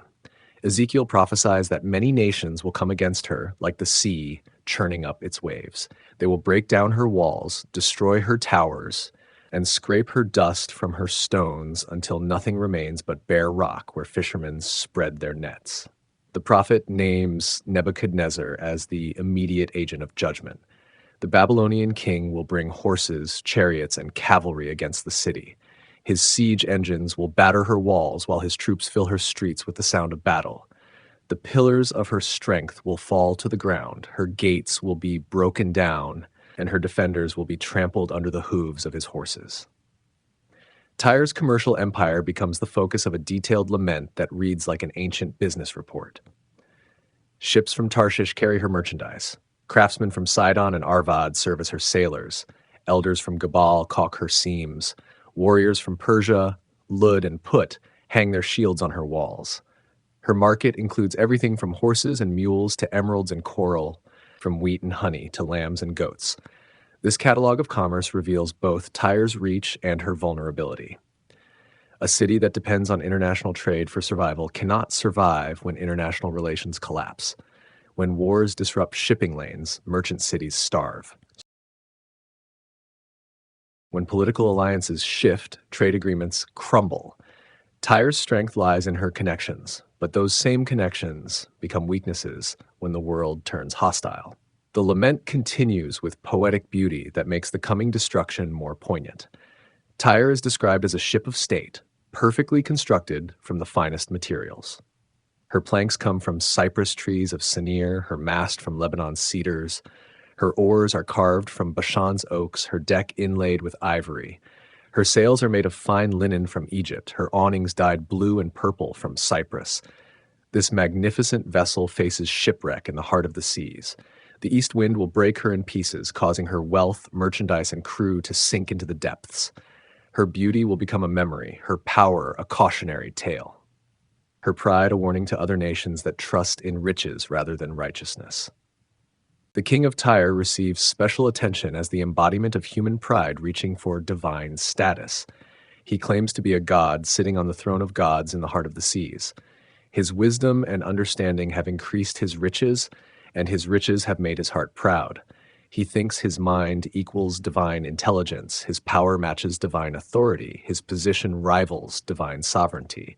But he is only a man, not a god, though he imagines himself divine. Strangers will draw their swords against his beauty and wisdom, bringing him down to the pit. They will kill him a violent death in the heart of the seas. His claim to godhood will seem hollow when he faces the terror of those who slay him. The prophecy shifts into even more mysterious territory as it describes the king of Tyre as if he were the original pattern of perfection. Full of wisdom and perfect in beauty, he was in Eden, God's garden, covered with precious stones and gold. He was an anointed guardian cherub on God's holy mountain, walking among fiery stones until wickedness was found in him. This passage may refer to the original fall from grace that preceded all human pride, or it may use mythological language to describe how earthly rulers echo ancient patterns of rebellion. Either way, the message remains clear. Pride leads to destruction, claims of divinity result in death, and beauty corrupted by arrogance becomes ugliness beyond repair. The lament concludes with Tyre's complete obliteration. She will become a terror, sought but never found again. Her island fortress will be scraped clean and left as a place for spreading nets. Her mainland territories will be given to plunder. Her daughters in the countryside will be slaughtered by the sword. Then all will know that the Lord has spoken. Other nations will react with horror at Tyre's fall. The princes of the sea will step down from their thrones, remove their robes, and clothe themselves with trembling. They will sit on the ground, shudder continually, and be appalled at the city's fate. They will take up a lament over her, asking how the renowned city, mighty on the seas, could be destroyed along with her inhabitants. The terror of Tyre's destruction will spread like ripples from a stone thrown into still water. If a city so strong, so wealthy, so seemingly secure can fall, what hope do lesser powers have? If the queen of commerce can be brought low, who can claim safety? If the mistress of the seas can be drowned, who can trust in earthly protection? Yet beneath this lament for a fallen city lies a deeper message about the nature of pride and its consequences. Tyre represents every human attempt to build security apart from God, to find meaning in wealth rather than righteousness, to trust in human wisdom rather than divine guidance. Her fall serves as warning to all who think they can build kingdoms that will last forever. The prophecy also reveals God's sovereignty over international affairs. He raises up nations and brings them down according to his purposes. He uses one kingdom to judge another, then judges the instrument he used. Babylon will destroy Tyre, but Babylon itself will face judgment in turn. No earthly power remains supreme for long in the divine economy. Tyre's merchants, scattered across the known world, will mourn her destruction because their livelihood depended on her prosperity. But their grief reveals the shallow foundation of relationships built only on profit. When the source of wealth disappears, the friendships disappear with it. When trade ceases, loyalty ends. When profit margins shrink, alliances crumble. The city that seemed eternal proves temporal. The wealth that seemed permanent proves fragile. The power that seemed absolute proves limited. Tyre's fall demonstrates that everything built on human pride and worldly wisdom carries within itself the seeds of its own destruction.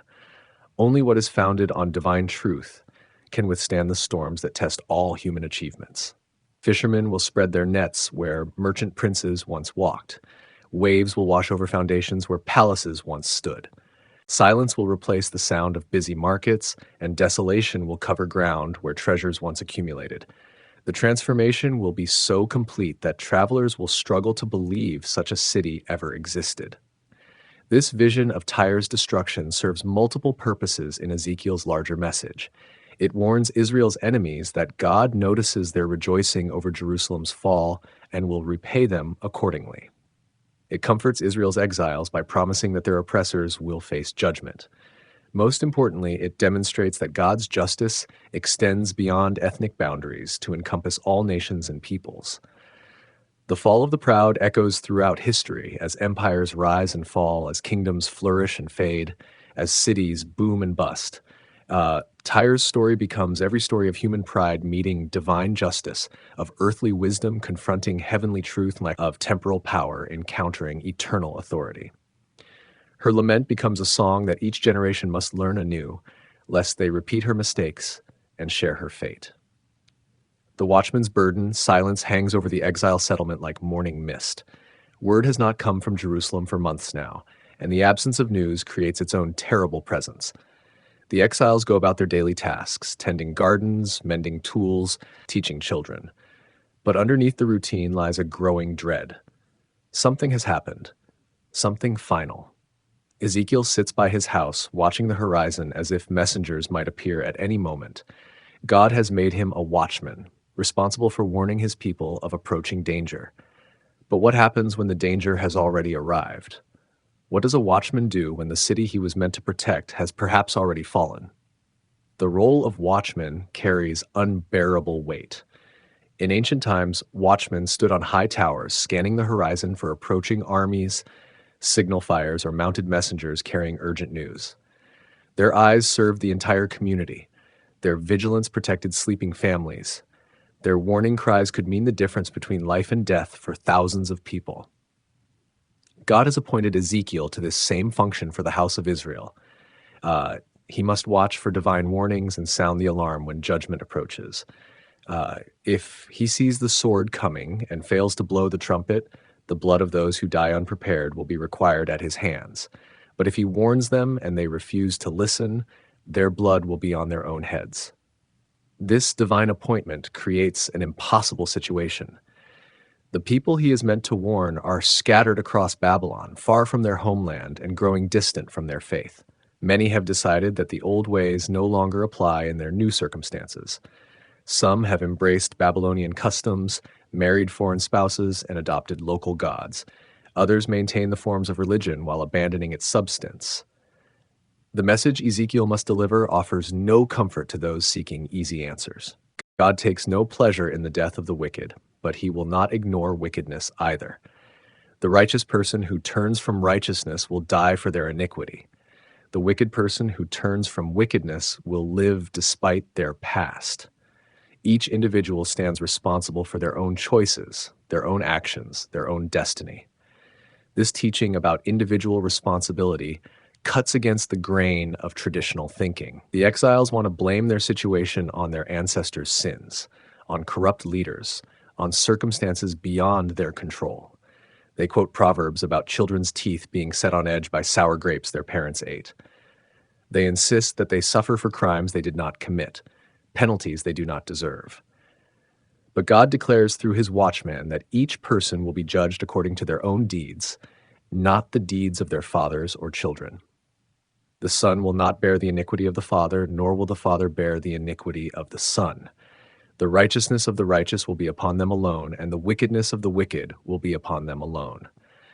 This emphasis on personal accountability both terrifies, and liberates the exiles. They can no longer hide behind family heritage or community identity. Each must face God individually, answer for personal choices, take responsibility for private actions. But this same individualism means that past failures need not determine future destiny. Repentance can change everything. Turning from wickedness to righteousness can save a life. Ezekiel struggles with the loneliness of his calling. A watchman stands apart from the community he serves, separate but not disconnected, responsible but not controlling. He can warn but cannot compel. He can sound the alarm but cannot force people to wake up. He can point out danger but cannot drag people to safety. The prophet's own family situation illustrates this painful separation. His wife's death, which he was forbidden to mourn publicly, has left him isolated even from normal human grief. His strange behaviors have made him a community oddity. His dire predictions have earned him a reputation as a bringer of bad news. Children avoid him, neighbors whisper about him, and even fellow priests keep their distance. Yet he continues to fulfill his calling because the alternative is unthinkable. If he remains silent when he should speak, innocent blood will stain his hands. If he fails to warn the wicked, their deaths will be charged to his account. If he abandons his post as watchman, the entire community becomes vulnerable to dangers they never see coming. The burden grows heavier as time passes without news from home. Has Jerusalem fallen? Are the temple walls breached? Do his prophecies of destruction prove accurate? Or do they mark him as a false prophet whose words deserve no hearing? The uncertainty torments him more than definitive bad news would. Sometimes he wonders if God has forgotten him, left him standing watch over a community that no longer exists. Other times he fears that his warnings have been too harsh, that he has driven people away from God rather than toward him. The weight of responsibility for other people's souls presses down on him like a physical burden he cannot set aside. But then he remembers the vision that started it all: the glory of God appearing by the Kibar River, the commission to speak whether people listen or refuse to listen, the promise that he would not be alone in his task. God has not forgotten his watchmen any more than he has forgotten his people. The silence may be long, but it will not be permanent. The role of watchman extends beyond mere warning to include encouragement and instruction. When people come to him seeking guidance, he must speak words of life to those ready to receive them. When individuals express genuine repentance, he must assure them of God's willingness to forgive. When the righteous grow discouraged, he must remind them that their perseverance has value. This positive aspect of the watchman's calling provides some relief from the weight of constant warning. Not every message brings news of judgment. Some carry promises of restoration, hope for the future, assurance of God's continued love for his people despite their current circumstances. The same mouth that speaks words of condemnation also speaks words of comfort. The exiles slowly begin to understand that their watchman speaks from love, not hatred. His warnings come from concern for their welfare, not desire for their destruction. His harsh words mask a heart that breaks over their spiritual condition, that longs to see them return to the God who still waits to receive them with open arms. As evening approaches, Ezekiel continues his vigil, scanning the horizon for signs of approaching messengers. His eyes may be the first to spot the runner who will bring news from Jerusalem. His ears may be the first to hear the account of the city's fate. His voice will be the first to interpret what this news means for the exile community. The watchman's burden continues, day after day, night after night. But it is a burden he carries willingly, knowing that someone must stand guard while others sleep, someone must watch while others work, someone must warn while others assume that safety can be taken for granted.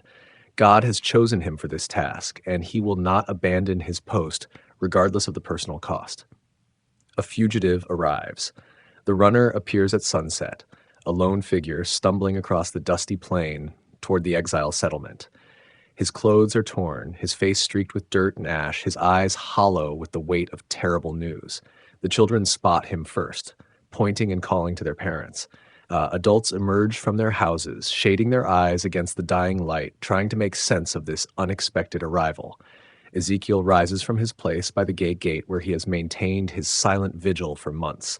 Something about this approaching figure sends electricity through his bones, a recognition that transcends sight or sound. This is the moment he has been dreading and expecting in equal measure. The news is coming at last. The fugitive collapses at the settlement's edge, gasping for breath, unable to speak coherently. Water is brought, and gentle hands help him sit upright. Slowly, between gulps of air and sips of water, his story emerges in broken fragments that piece together into a picture of unimaginable devastation. Jerusalem has fallen, the walls are breached, the gates broken down, the buildings burned. Babylonian soldiers poured through the city like floodwater through a broken dam. The temple is gone, not damaged, not partially destroyed, but completely eliminated. The sacred building that had stood for nearly 4 centuries has been reduced to rubble and ash. The people gather in growing silence as more details emerge. King Zedekiah tried to escape through the garden gate under cover of darkness, but Babylonian troops caught him on the plains of Jericho. They forced him to watch as his sons were executed before his eyes, then put out his own eyes so that sight would be the last thing he ever saw. He was carried away to Babylon in chains, a broken man who had lost everything. The temple treasures are gone. carted off to decorate pagan shrines in distant Babylon. The bronze pillars that symbolized God's strength have been broken up and hauled away as scrap metal. The golden articles that once held sacred offerings now serve profane purposes in foreign temples. Everything holy has been made common, everything pure defiled. Most of the population is dead or scattered. Some died fighting on the walls, others starved during the siege, still others were executed after the city fell. Those who survived the initial conquest face forced marches to exile in various parts of the Babylonian Empire. Families have been separated, communities disbanded, the social fabric of the nation torn beyond repair. The fugitives' account confirms every detail of Ezekiel's prophecies with terrifying accuracy. The siege, the famine, the cannibalism, the final assault, all happened exactly as the prophet had predicted. The rulers he named have fallen, the false prophets have been silenced, the corrupt priests have been swept away. Divine judgment has been thorough and complete. But perhaps most shocking of all is the news about the temple. Many exiles had assumed that God would never allow his dwelling place to be destroyed, that he would intervene at the last moment to protect his sanctuary. They believed that Jerusalem's walls might fall and the palace might burn, but surely the temple would remain inviolate. The reality proves how completely they misunderstood the situation. Ezekiel listens to the account with mixed emotions. Vindication comes at a terrible price. His prophecies have proven accurate, but accuracy in this case means national catastrophe. He finds no satisfaction in being right about such devastating events. The confirmation of his calling costs too much in human suffering to provide any personal pleasure. The crowd around the fugitive grows larger as word spreads through the settlement. Families who had relatives in Jerusalem press closer, desperate for any news about loved ones. Merchants who had business interests in the city want to know about their investments. Everyone seeks some personal connection to the larger tragedy being described. Some listeners react with stunned silence, overwhelmed by the magnitude of what has happened. Others break into wailing and mourning, finally giving vent to grief they have suppressed for months. A few express anger, demanding to know why God allowed such destruction to fall on his chosen people and his holy city. The reactions are as varied as the individuals who hear the news. Ezekiel himself experiences a strange transformation. For months, he has been bound by demand to remain silent except when delivering specific messages. His tongue has been restricted, his words carefully measured, his prophecies delivered at appointed times. But now, with the news of Jerusalem's fall confirmed, the restraint is lifted. The prophet who has been known for his silence becomes fluent again. Words flow from him like water from a broken dam. He begins to speak of restoration, of hope, of divine promises that extend beyond judgment to renewal. The same mouth that pronounced doom over Jerusalem now speaks of its eventual rebuilding. The same voice that warned of exile now promises return. This shift from judgment to hope marks a turning point in Ezekiel's ministry. The first phase of his calling is complete. He has warned of coming disaster, acted out divine judgment, and seen his predictions fulfilled. Now begins the second phase, comforting the afflicted, promising restoration, and preparing his people for an eventual return to their homeland. The fugitive's arrival serves multiple purposes beyond simply bringing news. His presence validates the prophet's credibility and establishes his authority among the exiles. No longer can they dismiss Ezekiel as a deranged priest with delusions of grandeur. His predictions have proven accurate in every detail, marking him as a true spokesman for God. The news also forces the exile community to face reality in ways they have avoided for years. Many have clung to false hopes of quick return, easy restoration, and minimal consequences for national sins. The messenger's account destroys these comfortable illusions and demands that the exiles accept their situation as more than temporary displacement. Yet even in the midst of devastating news, seeds of hope begin to sprout. If God has judged his people as thoroughly as the fugitive describes, perhaps the judgment is now complete. If the punishment has been as severe as prophecy predicted, maybe the time for mercy is approaching. If the destruction has been total, perhaps the rebuilding can now begin. Ezekiel begins to share these tentative hopes with his listeners, but carefully and with proper perspective. The restoration will not be quick or easy. The return will not happen immediately. The rebuilding will require generation of patient work.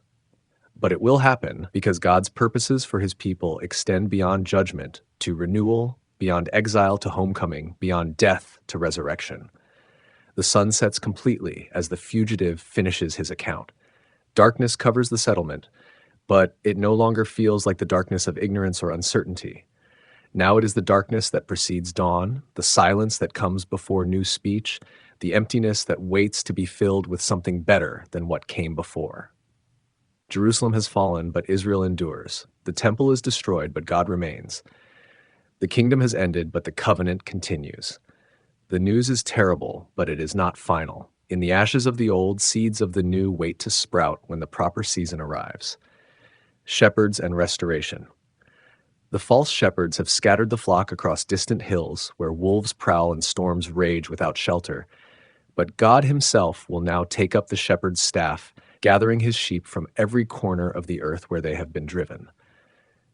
No longer will hired hands who care nothing for the flock tend the people of Israel. The owner of the sheep will personally ensure their safety and provision. This divine promise comes after the devastating news from Jerusalem has settled into the hearts of the exiles like sediment in still water. The immediate shock has passed, the initial grief has been expressed, and now the question becomes, what happens next? Has God finished with his people, or does some future await beyond the present darkness? Ezekiel's voice carries new tones as he delivers this message of restoration. Gone is the harsh edge that marked his prophecies of judgment. The fire of condemnation gives way to the warm light of hope. The prophet who once acted out siege and destruction now speaks of gathering and healing. The watchman who warned of approaching enemies now announces the coming of a protector. The indictment against Israel's leaders remains as sharp as ever. These shepherds have fed themselves instead of the flock, eaten the fat sheep, and clothed themselves with wool, while the weak went unstrengthened and the sick unhealed.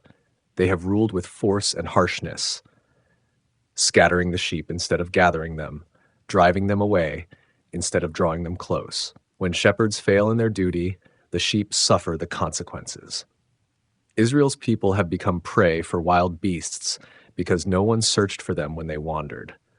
They have been scattered across foreign lands because no one cared enough to keep the flock together. They have endured hunger and thirst because no one led them to good pasture and clean water. But this neglect will not continue forever. God declares that he will search for his sheep himself, seeking them out as a shepherd seeks his flock on a day when some have been scattered.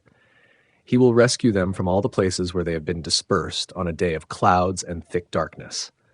No distance is too great, no location too remote, no situation too hopeless for the divine shepherd to reach his lost sheep. The promise includes specific details that ground hope in concrete reality. God will bring his people out from among the nations and gather them from foreign countries. He will lead them back to their own land, to the mountains and valleys and streams they remember from childhood stories and ancestral memories. He will feed them in good pasture where grass grows green and water runs clear. This restoration will not be merely political or geographical, but deeply spiritual. The sheep will lie down in good grazing land and feed in rich pasture on Israel's mountains. The divine shepherd will seek the lost, bring back the scattered, bind up the injured, and strengthen the weak. But he will destroy the fat and strong who have oppressed others, feeding them with justice instead of favoritism.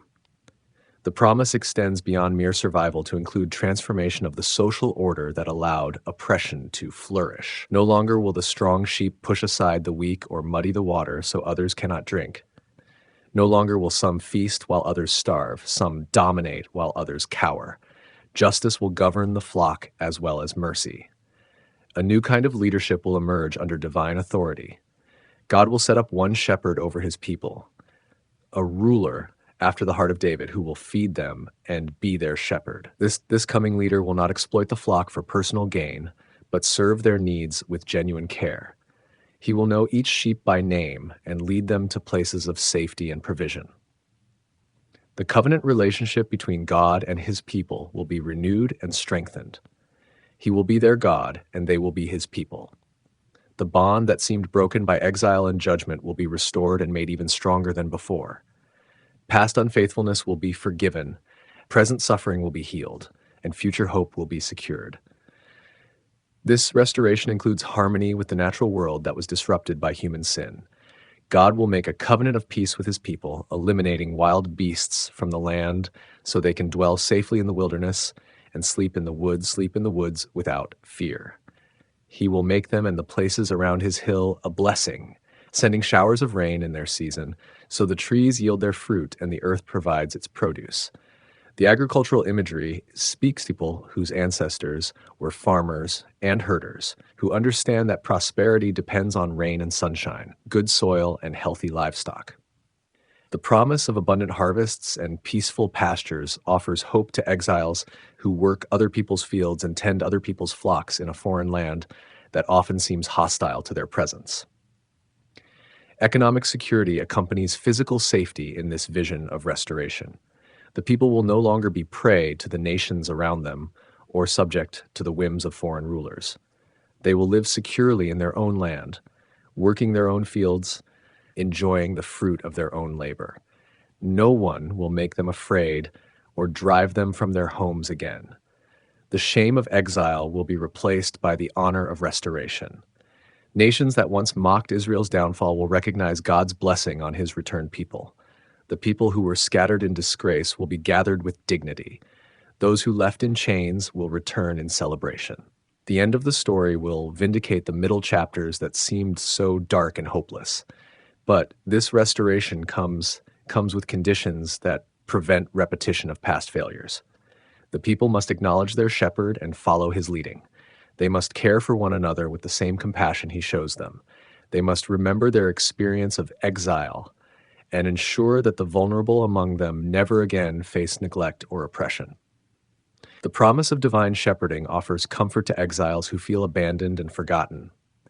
They are not lost sheep wandering aimlessly in foreign lands, but temporarily scattered members of a flock that will be regathered. Their current suffering is not permanent punishment, but discipline that leads to restoration. Their exile is not the end of their story, but a chapter in a longer narrative that moves toward homecoming. Ezekiel's audience receives this message with mixed emotions. Hope struggles with despair, faith wrestles with doubt, and longing competes with resignation. Some have adapted so well to exile that the prospect of return seems more threatening than comforting. Others have given up hope so completely that promises of restoration sound like cruel mockery of their current circumstances. But the prophet persists in painting this picture of future blessing because he has seen it in vision as clearly as he saw the earlier judgments. The same divine authority that authenticated his warnings of destruction now validates his promises of renewal. The God who scattered will gather, the judge who punished will restore, the shepherd who allowed the flock to be scattered will personally ensure their safe return to the fold. This message of restoration prepares the way for even greater promises to come. If God will be their shepherd, what other relationships might be renewed? If the land will again yield its produce, what other blessings might return? If the covenant will be restored, what other aspects of their relationship with God might be transformed? The answers to these questions await further revelation, but the foundation has been laid for hope that extends far beyond present circumstances. Valley of Dry Bones. The hand of the Lord carries Ezekiel to a place of desolation that defies imagination. A valley stretches before him, filled not with the sounds of life, but with the silence of death. Bones cover the ground as far as the eye can see, not buried respectfully, but scattered carelessly, bleached white by sun and time, picked clean by scavengers and weather. These are not the remains of a single battle or isolated tragedy. The sheer number suggests something far more comprehensive, an entire nation perhaps, or the remnant of a people whose story ended in catastrophe. The bones lie disconnected from one another, femurs separated from skulls, ribs scattered from spines, hands parted from arms that once embraced loved ones. God leads his prophet among these remains, walking him back and forth through the valley so he can comprehend the full scope of what lies before him. The bones are very dry, desiccated by exposure and age, until they seem more like archaeological curiosities than the remains of people who once laughed and wept, hoped and feared, loved and lost. The question comes with divine directness. Son of man, can these bones live? It seems absurd to even consider. Death, this complete, appears irreversible. Decay, this advanced, suggests finality beyond appeal. These bones have been separated from life so long that resurrection seems impossible, even for divine power. Yet Ezekiel has learned not to limit God's possibilities by human logic. His answer reflects hard-won wisdom about divine sovereignty. O Lord God, you know. He places the question back in the hands of the one who asked it, acknowledging that what seems impossible to human understanding may be routine for divine power. The command comes to prophesy to the bones, to speak words of life into this valley of death. The absurdity of the task matches its impossibility, addressing skeletal remains as if they could hear, commanding resurrection as if words could reverse the work of years or decades. But Ezekiel has learned obedience through his strange calling, so he opens his mouth and speaks to the scattered remains. The result defies every natural law and reasonable expectation. As the prophet speaks, a noise fills the valley, not the silence of death, but the sound of movement, connection, restoration. Bone comes to bone with clicking precision, femurs finding their proper hip sockets, skulls settling onto spinal columns, ribs forming protective cages around emptiness that will soon be filled. Sinews appear next, wrapping around the reassembled skeletons like rope around ship masts. Then flesh covers the sinews, muscle and fat, and skin, transforming architectural frameworks into recognizable human forms. What moments before was scattered debris becomes an army of bodies lying motionless but complete across the valley floor. Yet something crucial remains missing. These reconstructed forms have all the appearance of life, but none of its essence. They are perfectly formed, but perfectly still, anatomically correct, but spiritually empty. They look like people, but do not breathe like people, resemble the living, but remain among the dead. God commands his prophet to prophesy again, this time to the breath itself. Come from the four winds, O breath, and breathe on these slain that they may live. The Hebrew word for breath is the same word used for wind and spirit, suggesting that what these bodies need is not mere air, but the divine essence that transforms dust into living souls. The breath responds to prophetic command, entering the assembled bodies with life-giving power. Suddenly, the valley fills with the sounds of awakening, gasping lungs, beating hearts, stirring limbs. The bodies rise to their feet, not a few survivors, but an exceedingly great army. Countless multitudes standing where moments before only scattered bones marked the landscape of death.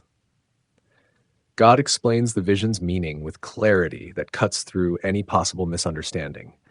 These bones represent the whole house of Israel, the entire covenant people in their current state of exile and despair. They say their bones are dried up, their hope is lost, they are completely cut off from life and future. They see themselves as spiritually dead, nationally finished, relationally severed from the God who once called them his own. But the vision declares that this apparent death is not final. Just as scattered bones can be reassembled into living bodies, so scattered Israel can be regathered into a living nation. Just as dry bones can be clothed with flesh and filled with breath, so hopeless exiles can be restored to life and returned to their land. The God who creates life from nothing can recreate life from what seems like nothing.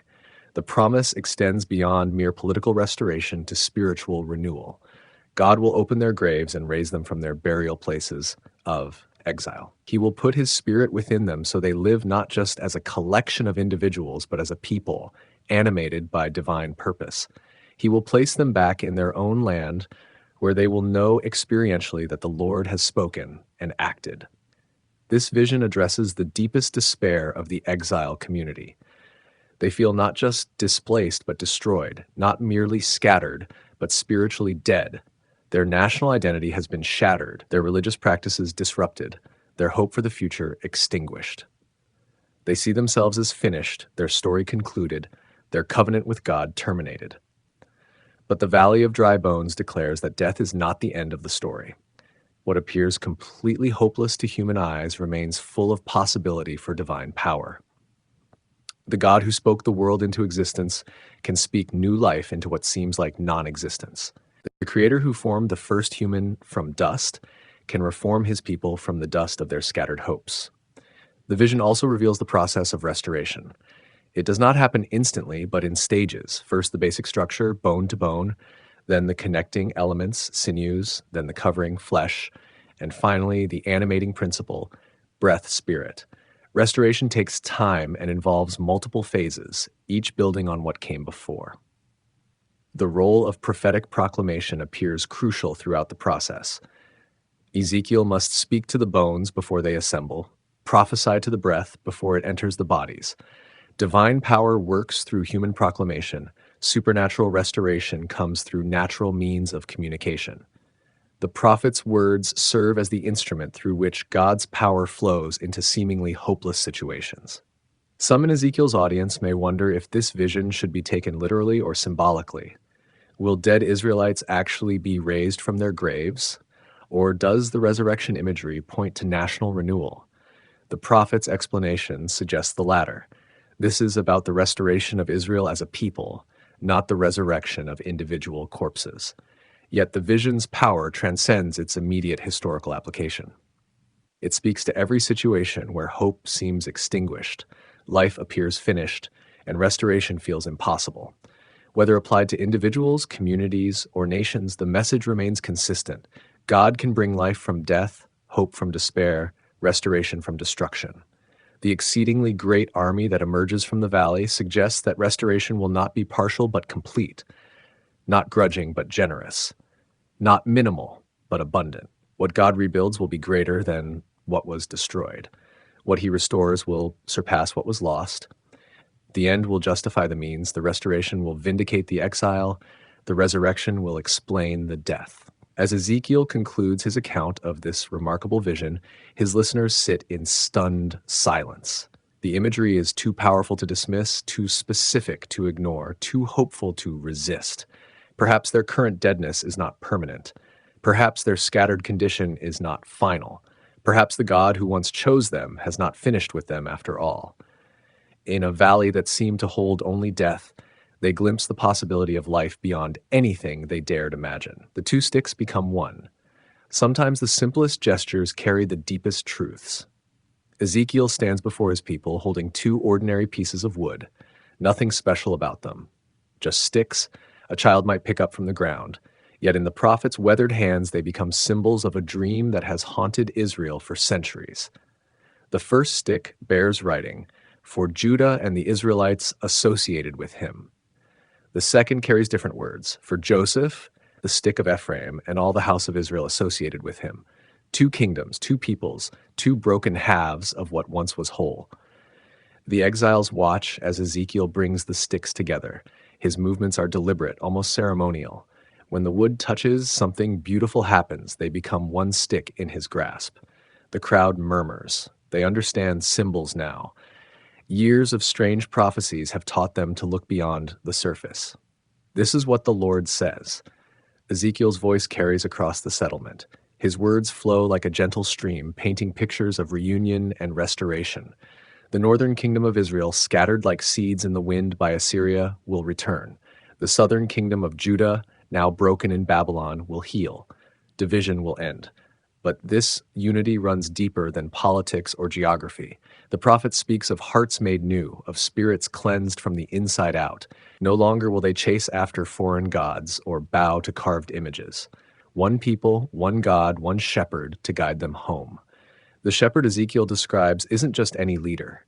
This figure carries the ancient name of David, not the historical king who died centuries ago, but something greater. A ruler who embodies David's heart, his passion for justice, his love for God's people. Under this coming king, the scattered tribes will find their way back to each other. The promise extends beyond mere political reunification. Ezekiel describes a fundamental change in human nature itself. Hearts of stone, hardened by suffering and sin, will become hearts of flesh, soft, responsive, alive. God's own spirit will dwell within his people, making obedience natural rather than forced. The land itself will participate in this great restoration. Mountains that once hosted pagan shrines will bloom with righteousness. Valleys that echoed with the cries of injustice will ring with songs of joy. The very soil will cooperate with divine purposes, yielding harvests that speak of heaven's blessing. Old wounds between brothers will heal. Ancient jealousies will fade like morning mist. The rivalry that split Solomon's kingdom apart will become just a painful memory. In its place, a new kind of relationship will flourish, one built on shared identity rather than competing interests. This vision of unity extends even to worship. No longer will there be competing temples or rival priesthoods. One sanctuary will serve as the heart of national life, drawing all tribes together in common reverence. Sacred festivals will unite rather than divide, creating rhythms of celebration that bind the community together. The covenant itself will be renewed, transformed from external law into internal reality. Commands written on stone tablets will become desires written on human hearts. What God requires will align with what his people want, creating harmony where once there was only struggle and rebellion. Ezekiel's audience drinks in these words like desert travelers finding a spring. Years of exile have taught them the bitter taste of division. They've seen how scattered peoples lose their identity, how broken communities forget their purpose. The promise of restoration touches something deep within their souls. Yet the prophet makes clear that this reunification isn't merely about returning to old patterns. Right. This will be something entirely new, not just Israel and Judah patched back together, but a transformed people living under a new covenant. The past will inform the future without imprisoning it. The two sticks remain joined in Ezekiel's hands as he finishes speaking. A simple object lesson, but one that lodges itself in memory. Years later, when the exiles tell stories to their children, they'll remember the day the prophet showed them how broken things can become whole again. Hope has a way of spreading, even in the darkest places. As word of Ezekiel's vision travels through the exile community, something shifts in the collective mood. Perhaps the separation isn't permanent. Perhaps the wounds can heal. Perhaps home is more than just a memory, after all. Gog of Magog. In the landscape of Ezekiel's visions, not all paths lead to peace. The prophet now turns his gaze toward a distant threat, a shadow that will one day darken the restored land. The name echoes strangely, Gog, from the land of Magog. Who is this mysterious figure? Even Ezekiel seems to peer through veils of time and mystery. Picture a future scene. Israel has returned to her land, rebuilt her cities, restored her flocks and herds. The people dwell in safety, their walls torn down because they no longer fear invasion. Prosperity has returned. Gardens bloom where once lay ruins. Children play in streets that echo with laughter rather than lamentation. Into this peaceful scene comes darkness from the north. Gog gathers his armies, vast coalitions from distant lands with strange names. Meshech and Tubal march under his banner. Persia sends her warriors. Ethiopia and Libya join the advance. Even the distant shores contribute their fighters to this great host. The armies flow across the landscape like a cloud covering the earth. Their numbers stagger the imagination. Horses and riders fill the valleys. Weapons gleam like scales on some enormous serpent. The very ground trembles under the weight of their advance. But something unexpected waits for this mighty army. The God of Israel has been watching, preparing, biding his time. This invasion isn't catching him by surprise. He's orchestrated it, drawn these forces together for his own purposes. Gog believes he's acting from his own will, but larger hands guide his steps. The confrontation comes swiftly. As Gog's forces pour into the promised land, heaven responds with fury that shakes creation itself. Earthquakes split the ground beneath the invaders' feet. Mountains crumble, walls collapse. The very foundations of the earth seem to give way. Fire rains from the sky, consuming whole battalions in moments. Hailstones the size of boulders crash down upon the advancing armies. Pestilence sweeps through their ranks like wind through wheat. In their confusion, the invaders turn on each other, sword against sword, brother against brother.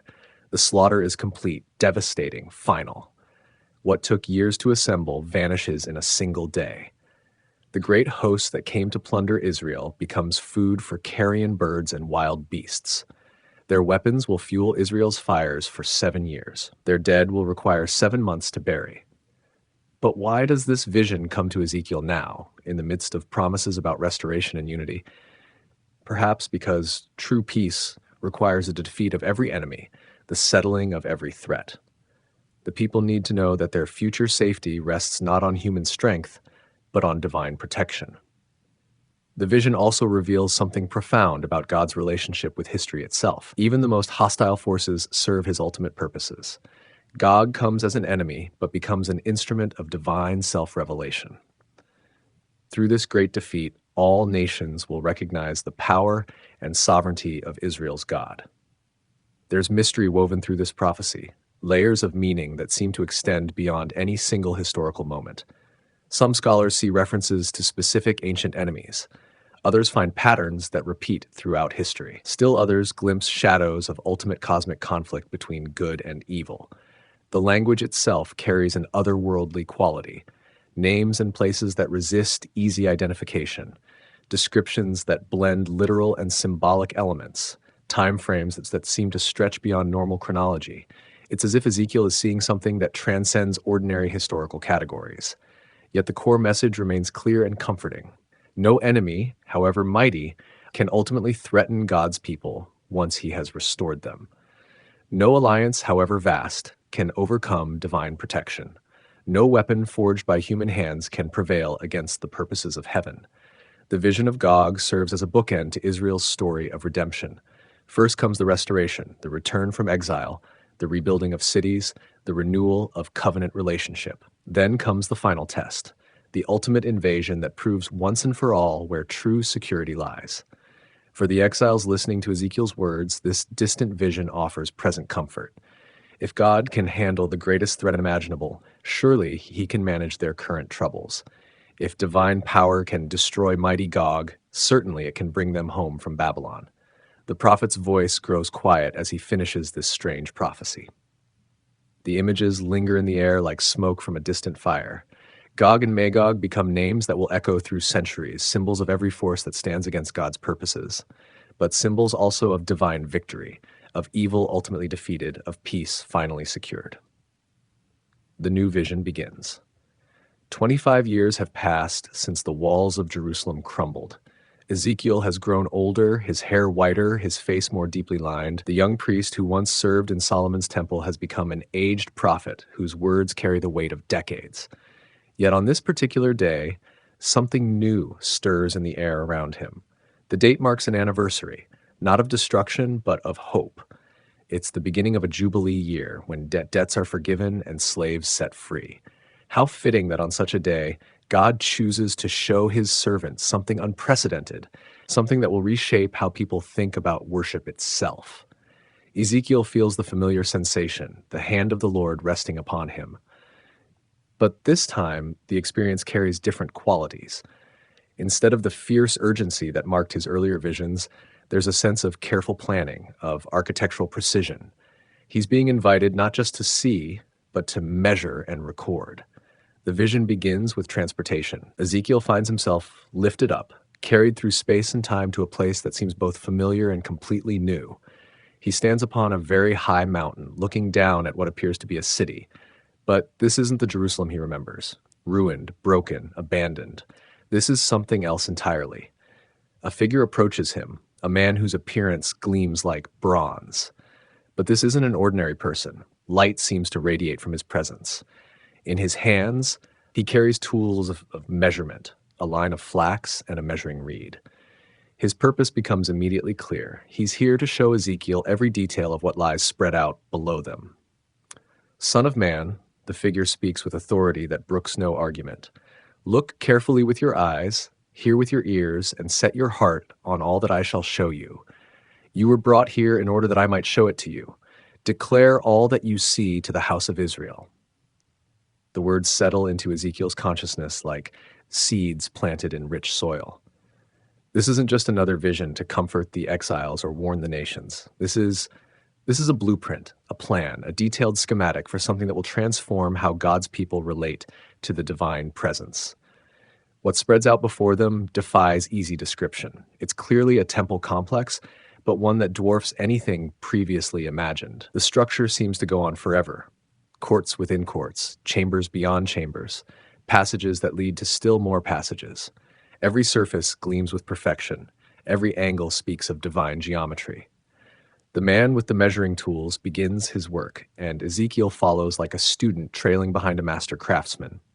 Each measurement is called out, each dimension carefully noted. Nothing is left to chance or approximation. The vision demands precision, accuracy, careful attention to every detail. As they walk, Ezekiel begins to grasp the sheer scale of what he's witnessing. This temple complex covers an area that could contain entire cities. Its walls rise to heights that seem to touch the sky. Its gates gleam with materials that catch and reflect light in ways that almost hurt to look upon directly. But it's not just the size that staggers the prophet. It's the order, the harmony, the sense that every element has been placed with intentional purpose. Nothing is random or accidental. Every court serves a function, every chamber fulfills a role, every passage connects to a larger pattern. The bronze figure moves with the confidence of someone intimately familiar with every corner of this vast complex.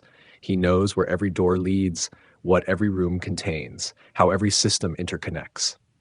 His measurements are not discoveries, but confirmations. He's recording what already exists perfectly in divine intention. Ezekiel tries to absorb it all, but the sheer volume of information threatens to overwhelm him. Dimensions, materials, decorative elements, wave after wave of detail washes over his consciousness. Yet somehow he knows this is exactly what he needs to see, exactly what his people need to hear. The vision marks a turning point in Ezekiel's prophetic career. For years, his words have carried themes of judgment and destruction. The temple he once served has been reduced to rubble. The priesthood he was trained for has been scattered or killed. Everything connected to worship in his experience speaks of loss and exile. But now something different emerges. This vision promises not just restoration, but transformation. Not just repair of what was broken, but creation of something entirely new. The temple he's being shown doesn't just replace Solomon's building. It transcends it, fulfills it, brings it to completion in ways the original never could.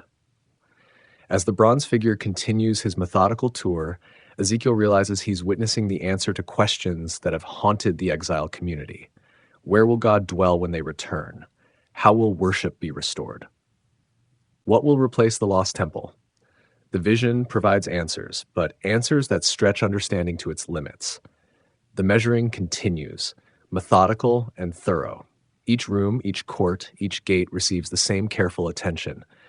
Nothing is skipped or summarized. The bronze figure seems determined to show Ezekiel every inch of this sacred space, to leave no detail unexplored. And Ezekiel knows with growing certainty that he's being prepared for something beyond just observation. He will need to remember all of this, to carry these measurements and descriptions back to his people.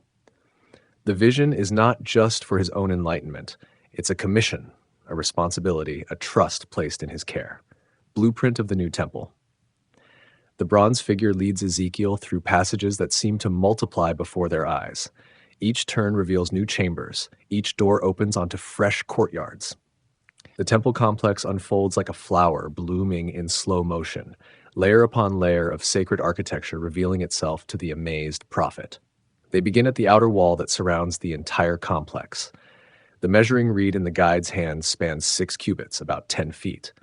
The wall measures exactly 1 reed thick and 1 reed high, creating a perfect square that defines the sacred space within.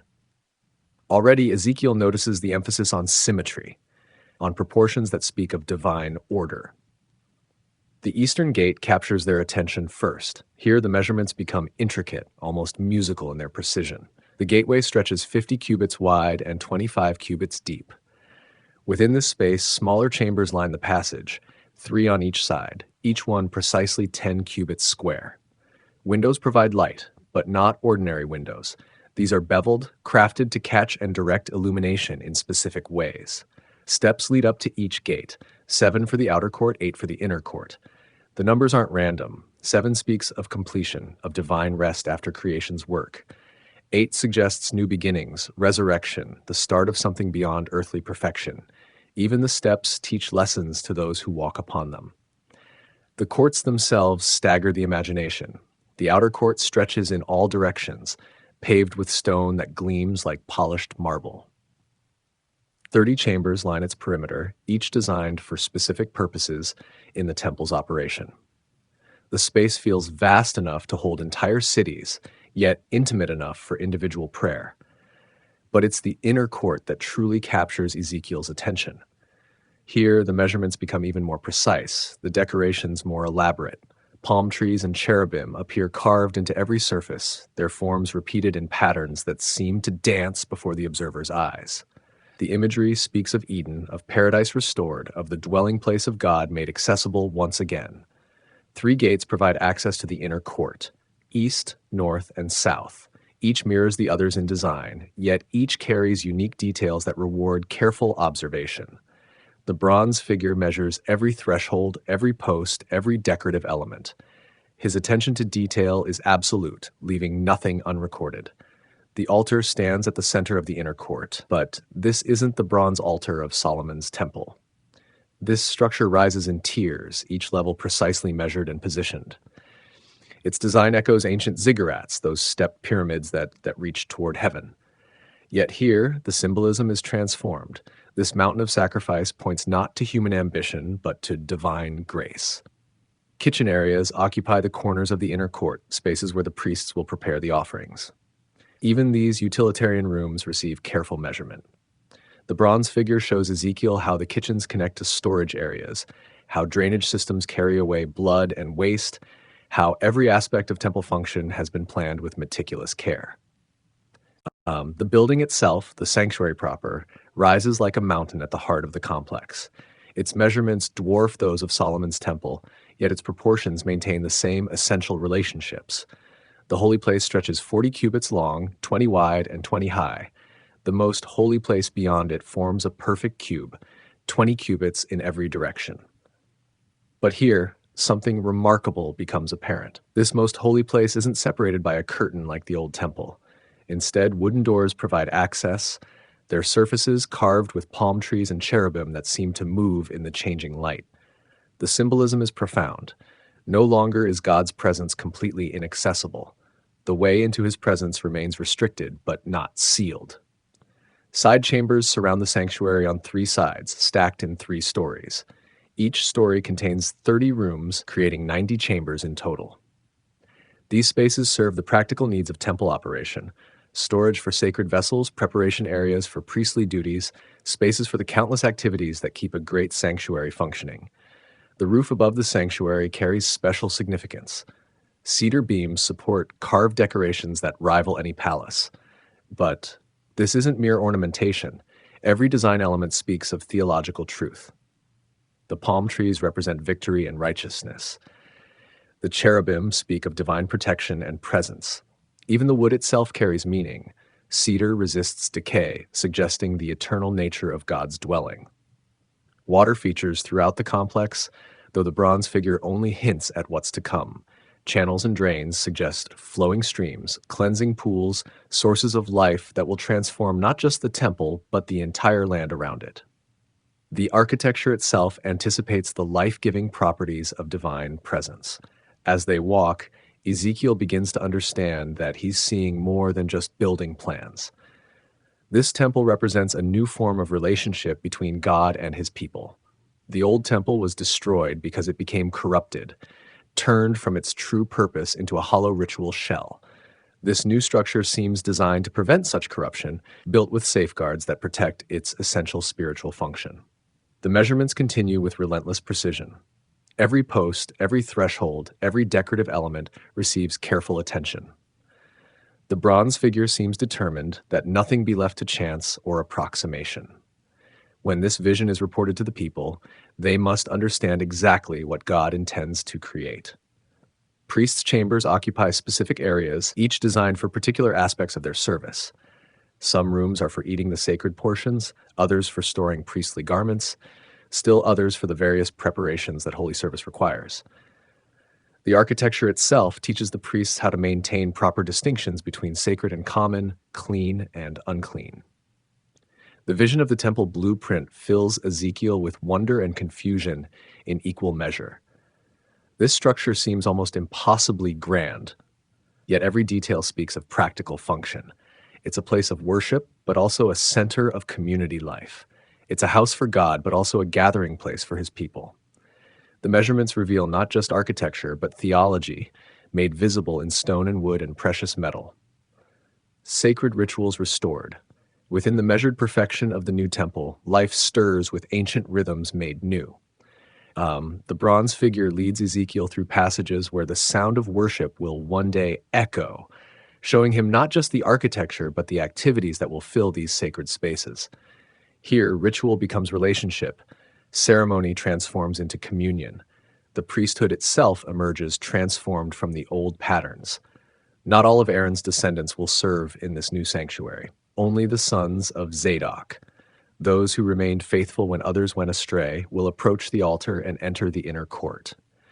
Their loyalty during dark days has earned them special privileges in the age of restoration.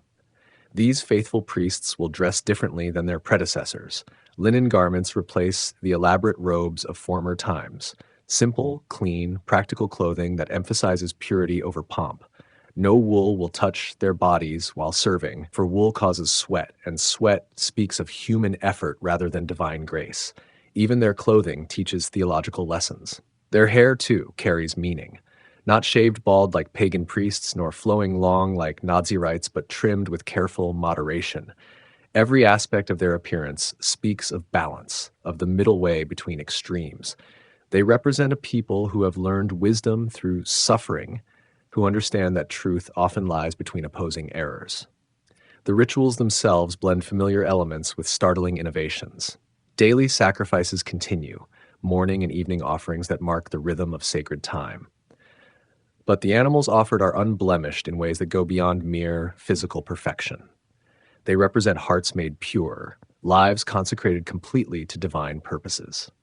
The prince, for there will be a prince in this new order, occupies a unique position. Not quite a king, not exactly a priest.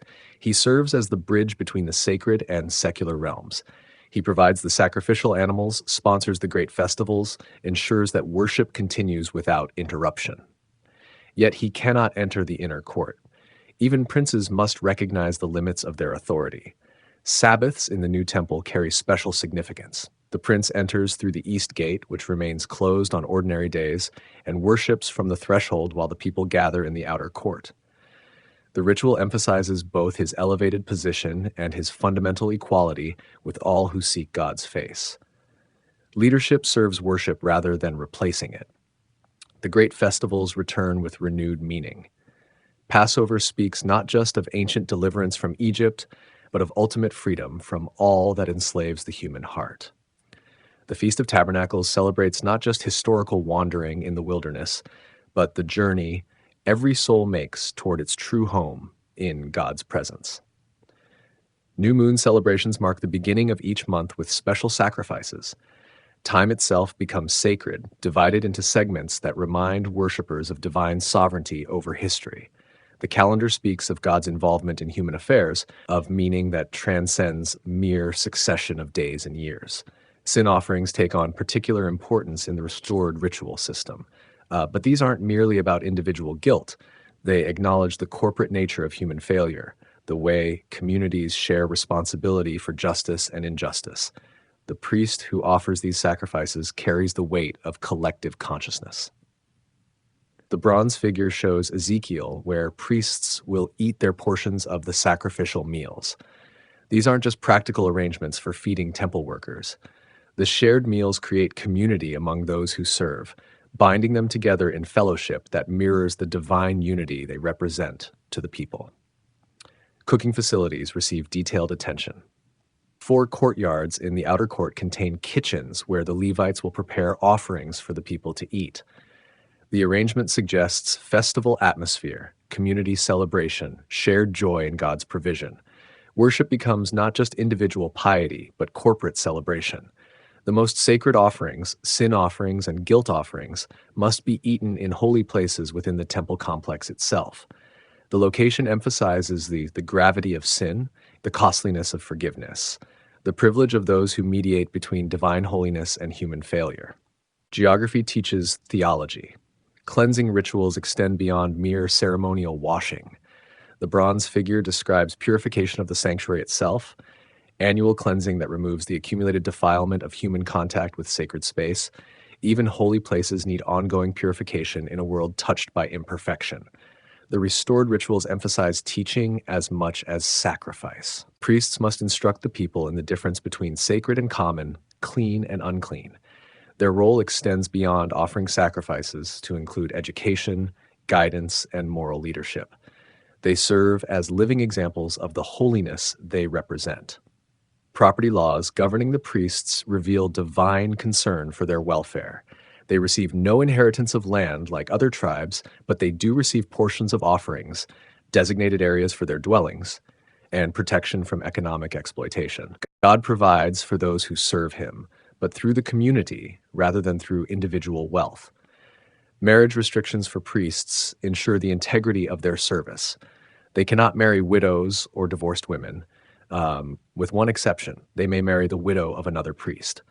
The regulations emphasize the importance of their role, the need for their lives to embody the wholeness they represent in worship. The rituals create rhythm, daily offerings that mark morning and evening, weekly Sabbaths that provide rest and reflection, monthly celebrations that divide time into meaningful segments, annual festivals that connect present experience with sacred history.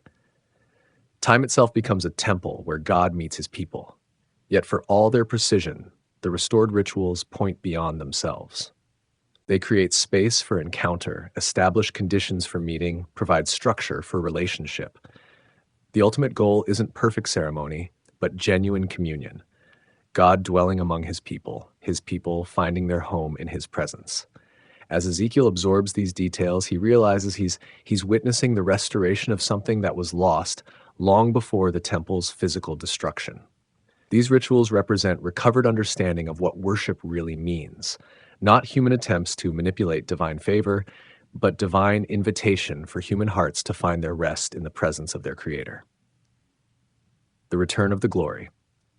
The bronze figure brings Ezekiel to the eastern gate of the temple complex, the same gate through which the divine presence departed in an earlier vision. But now, something different approaches from the horizon. A sound begins to build, not the silence that marked God's departure, but the rushing noise of many waters, the voice of heaven returning to earth. Light appears in the distance, growing brighter with each passing moment. This isn't ordinary illumination, but something that makes the sun seem dim by comparison. The very air begins to shimmer with approaching radiance. The ground beneath Ezekiel's feet starts to vibrate, responding to the nearness of divine presence. The sound grows louder, like the voice of the Almighty that the prophet heard in his first vision by the Kabar River. But where that initial encounter carried tones of judgment and calling, this return resonates with fulfillment and homecoming. The same voice, the same power, but speaking different words to a transformed situation. Then Ezekiel sees them, the living creatures from his inaugural vision. 4 faces, 4 wings, wheels within wheels, eyes like burning coals scattered throughout their beings. They move in perfect formation, each step coordinated with the others, their motion creating patterns of light that dazzle the observer's vision. Above the creatures, the throne appears, crystalline, transparent, yet somehow more solid than anything earthly. Upon the throne sits the figure like a man, surrounded by fire and rainbow brilliance, wearing glory like a garment woven from pure light. This is the kavod, the weight and substance of divine presence returning to dwell among his people. The procession moves with stately dignity toward the eastern gate.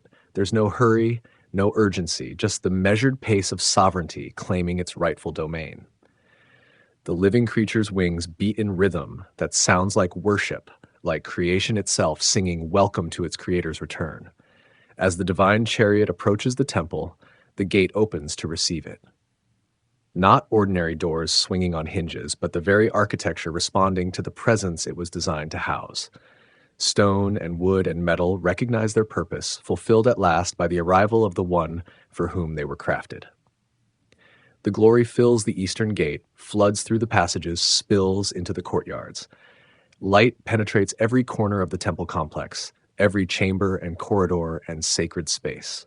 What was empty now overflows.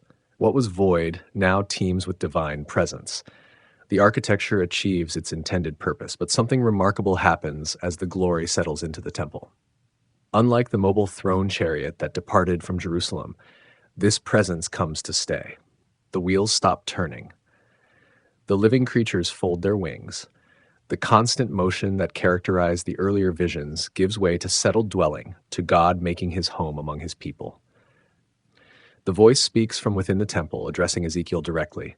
Son of man, this is the place of my throne and the place of the soles of my feet, where I will dwell in the midst of the people of Israel forever.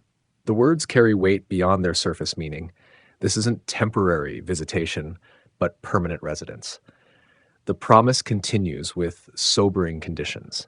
No longer will the house of Israel defile this holy place with their idolatry and spiritual adultery. The bones of their kings will not lie near the sacred precincts. The clear separation between holy and common will be maintained, ensuring that divine presence won't be driven away again by human rebellion. Ezekiel falls on his face before the overwhelming glory, just as he did beside the Kebar River years ago. But this time, the experience carries different emotional tones. Not the terror of first encounter with divine holiness, but the awe of witnessing promise fulfilled, exile ended, relationship restored. The Spirit lifts the prophet to his feet and brings him into the inner court. Here, surrounded by the architecture he has just seen measured and described, Ezekiel witnesses the glory filling the house completely. Every chamber glows with divine radiance. Every surface reflects celestial light. The temple becomes what it was always meant to be, not just a building, but a dwelling place. This return of the glory answers questions that have haunted the exile community for decades. Where was God when Jerusalem fell? Why did he allow his temple to be destroyed? Had he abandoned his people forever? The vision provides overwhelming response. God's absence was temporary, strategic, redemptive. His return demonstrates that divine love survives even human failure. The glory's return also validates all of Ezekiel's previous prophecies. His strange sign acts, his uncomfortable warnings, his promises of restoration, all are vindicated by this moment. The prophet who seemed mad to his contemporaries is revealed as the messenger of divine truth. His words find their fulfillment in this blazing return. But the vision carries implications beyond mere vindication. This glory doesn't return to the old temple. That structure lies in ruins, never to be rebuilt in its original form. Instead, divine presence inhabits the new sanctuary, the transformed architecture that represents a new covenant, a new relationship, a new way of being God's people. The light that fills the temple isn't harsh or consuming, though it blazes with intensity beyond description. Instead, it seems to invite, to welcome, to embrace. This is the light of homecoming, of love triumphant, of promises kept despite human failure. It transforms everything it touches. The temple courts ring with sound, not human voices, for no people are present in this vision, but the harmony of creation itself responding to its creator's return. Stone and wood seem to sing. Metal rings like bells. Even the air vibrates with joy at the restoration of right relationship between heaven and earth.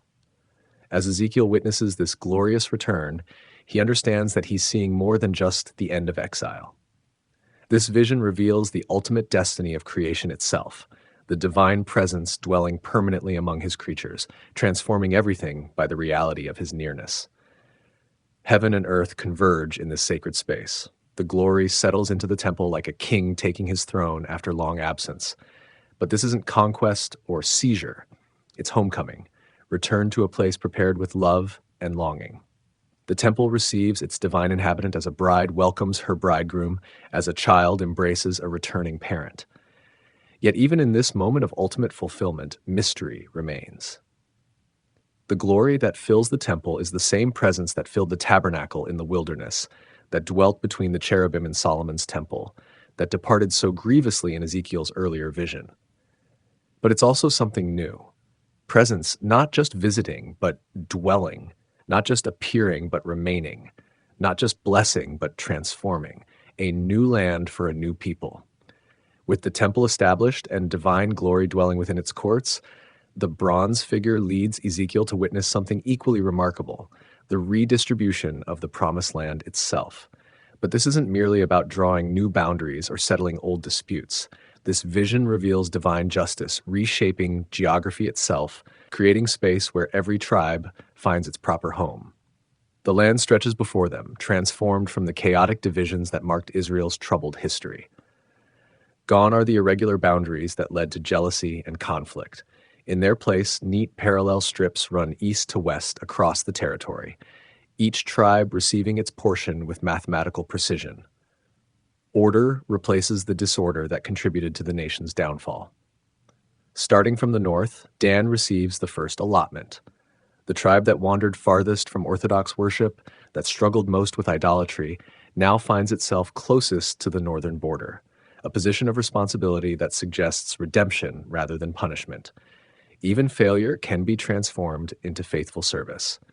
Asher follows, then Naphtali, each receiving equal portions despite their different histories and circumstances. The ancient promises to Jacob's sons find fulfillment in this new distribution, but fulfillment that emphasizes equity over historical precedent. Past achievements don't determine future inheritance. Divine grace does.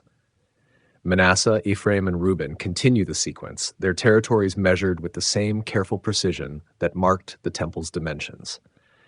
The half-tribe of Manasseh receives full status in this redistribution.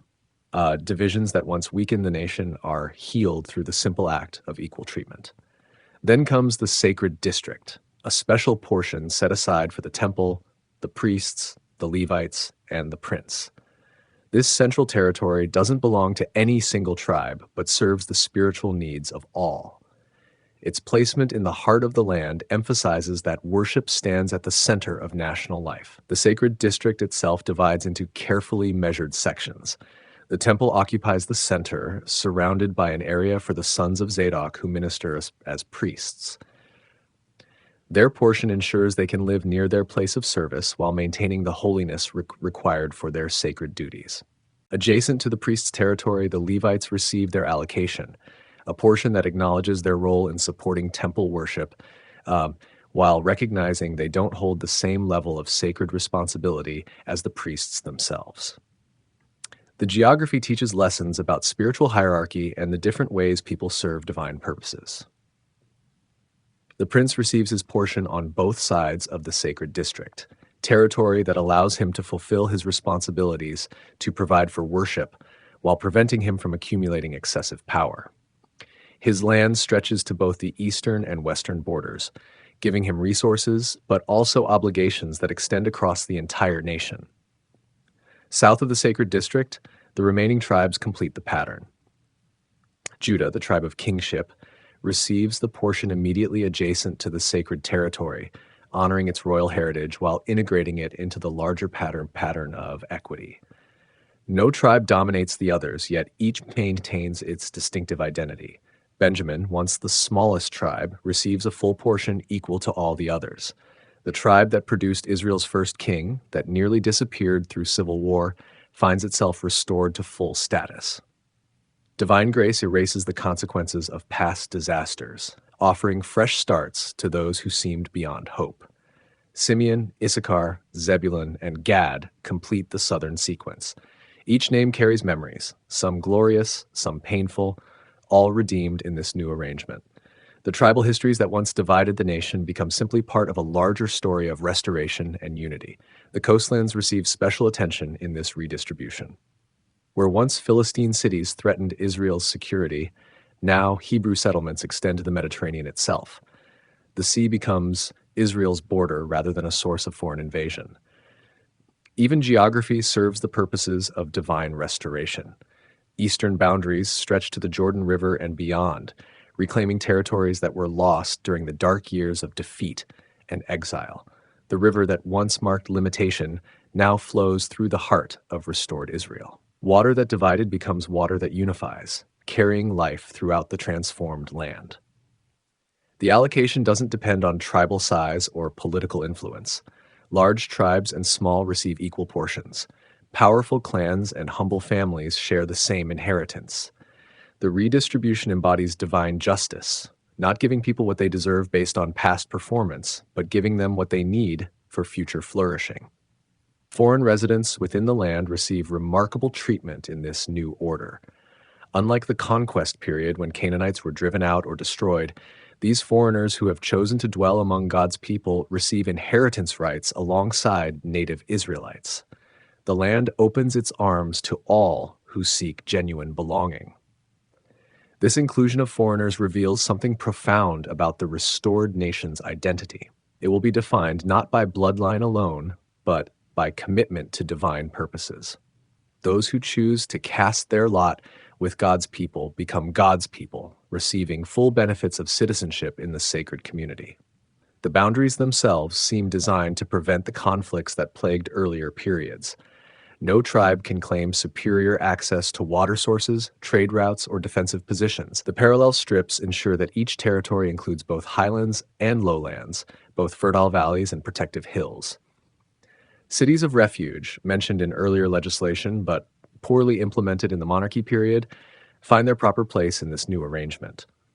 These sanctuary cities offer protection to those who flee violence or seek justice, creating safety nets that prevent blood feuds from destroying community harmony.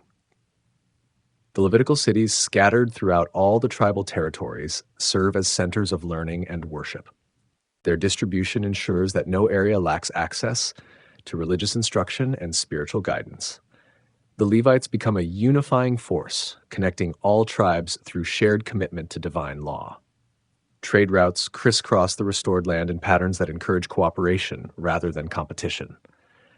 Merchant paths connect tribal territories, creating economic interdependence that strengthens political unity. Commerce becomes a tool for building relationships rather than exploiting differences. Water rights, always a source of conflict in semi-arid regions, are established with clarity and fairness. Springs, wells, and streams serve the common good rather than enriching only those lucky enough to control them. Even natural resources reflect divine justice in their distribution. The vision of land redistribution offers hope to Ezekiel's original audience, exiles who wondered if they would ever see their homeland again. But it also challenges them to imagine something better than what they lost. This isn't just restoration, but transformation, not just return, but renewal. Agricultural patterns in the redistributed land emphasize sustainability rather than exploitation. The soil that suffered under foreign occupation will recover its fertility through proper stewardship.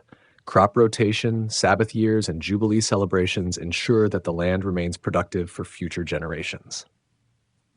Forests and wilderness areas receive protection in this new arrangement. Not every acre becomes farmland or pasture. Wild spaces remain wild, preserving habitats for animals and providing resources for future needs. The vision balances human requirements with environmental wisdom. The transformed geography creates conditions for the fulfilled life that eluded Israel during the monarchy period. With secure boundaries, fair distribution, and divine presence dwelling in their midst, the people can finally experience the rest that was promised to their ancestors but never fully realized. Yet the land redistribution comes with responsibilities as well as privileges. Each tribe must maintain its territory properly, treat foreigners justly, and support the central sanctuary that serves all. Inheritance brings obligation, the obligation to be worthy of divine generosity. As Ezekiel absorbs this vision of geographic justice, he realizes he's witnessing the physical foundation for spiritual renewal. The external arrangements create conditions where internal transformation can flourish. Fair distribution of resources removes many sources of the jealousy and conflict that destroyed the earlier kingdom. The new land arrangement serves justice without destroying mercy, maintains order without crushing individuality, creates unity without erasing diversity. It's a vision of society organized according to divine principles rather than human ambition, a glimpse of what becomes possible when heaven's priorities reshape earthly arrangements. A city with a name. At the southern edge of the redistributed land, something extraordinary takes shape. Not just another urban center or administrative capital, but a city that embodies everything the vision has promised. Its very existence speaks of promises kept, relationships restored, divine presence dwelling permanently among human hearts. The city measures 18,000 cubits around its perimeter, a perfect square that reflects the ordered justice of divine rule. But this geometric precision doesn't create coldness or rigidity. Instead, the careful measurements ensure that every resident enjoys equal access to the benefits of urban life. Justice becomes architecture, fairness transforms into street layout. 12 gates pierce the city walls, 3 on each side, each bearing the name of one of Israel's tribes. The arrangement speaks of inclusion, of every family group finding its proper entrance into the sacred community. No tribe stands excluded from this ultimate gathering place. No name gets forgotten in the final accounting. The gates themselves tell stories of redemption. Reuben's gate stands despite his ancestors' moral failure. Simeon and Levi receive honor despite their violent past. Even Dan, the tribe most associated with idolatry, finds its name inscribed in the city's walls. Divine grace overwrites human history with more generous narratives. Each gate stretches 1,500 cubits wide, creating entries spacious enough for great crowds, yet intimate enough for individual recognition. The architecture suggests both celebration and personal welcome, both community gathering and private homecoming. The city opens its arms to all who seek genuine belonging. Streets within the city follow patterns that encourage encounter while maintaining privacy. Public squares provide spaces for community life, market activities, and civic celebration. Residential areas offer quiet refuges where families can flourish away from urban bustle. The city serves both human sociability and human need for solitude. Water flows through the city in channels that bring life to every district. These aren't just practical waterways for drinking and sanitation, but streams that speak of divine presence flowing through human community. The same river that transforms the temple precincts brings renewal to residential neighborhoods. Gardens and green spaces appear throughout the urban landscape, preventing the city from becoming a sterile concentration of stone and metal. Trees line the streets, parks provide respite from activity, and cultivated areas produce food within the city limits. Urban life maintains connection with natural rhythms and cycles. The city's location speaks of accessibility rather than defensibility. Unlike Jerusalem, perched on hills that made approach difficult, this city sits in open country where roads converge from all directions. It welcomes visitors rather than intimidating them, invites approach rather than discouraging it. Trade and commerce flourish within the city's borders, but under conditions that prevent exploitation of the vulnerable. Market regulations ensure fair weights and honest dealings. Price controls protect the poor from gouging during difficult times. Economic activity serves community well-being rather than individual accumulation. Craftsmen from all the tribes contribute their skills to the city's ongoing development. Metalworkers from Dan, weavers from Asher, stonecutters from Naphtali, every tribal tradition finds expression in the city's evolving character. Diversity becomes strength rather than source of division. The city needs no temple because the great sanctuary lies nearby in the sacred district.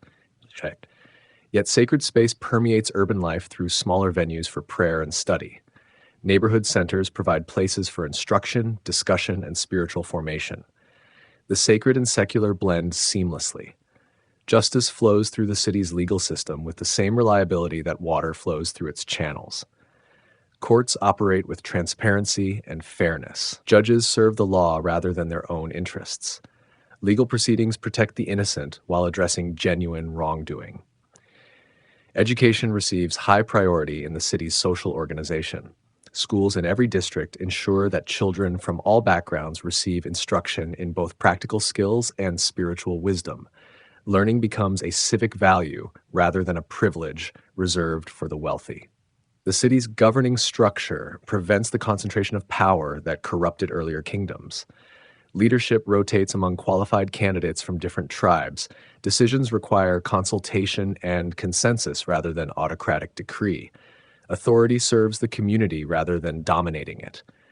Cultural life blooms within the city's boundaries.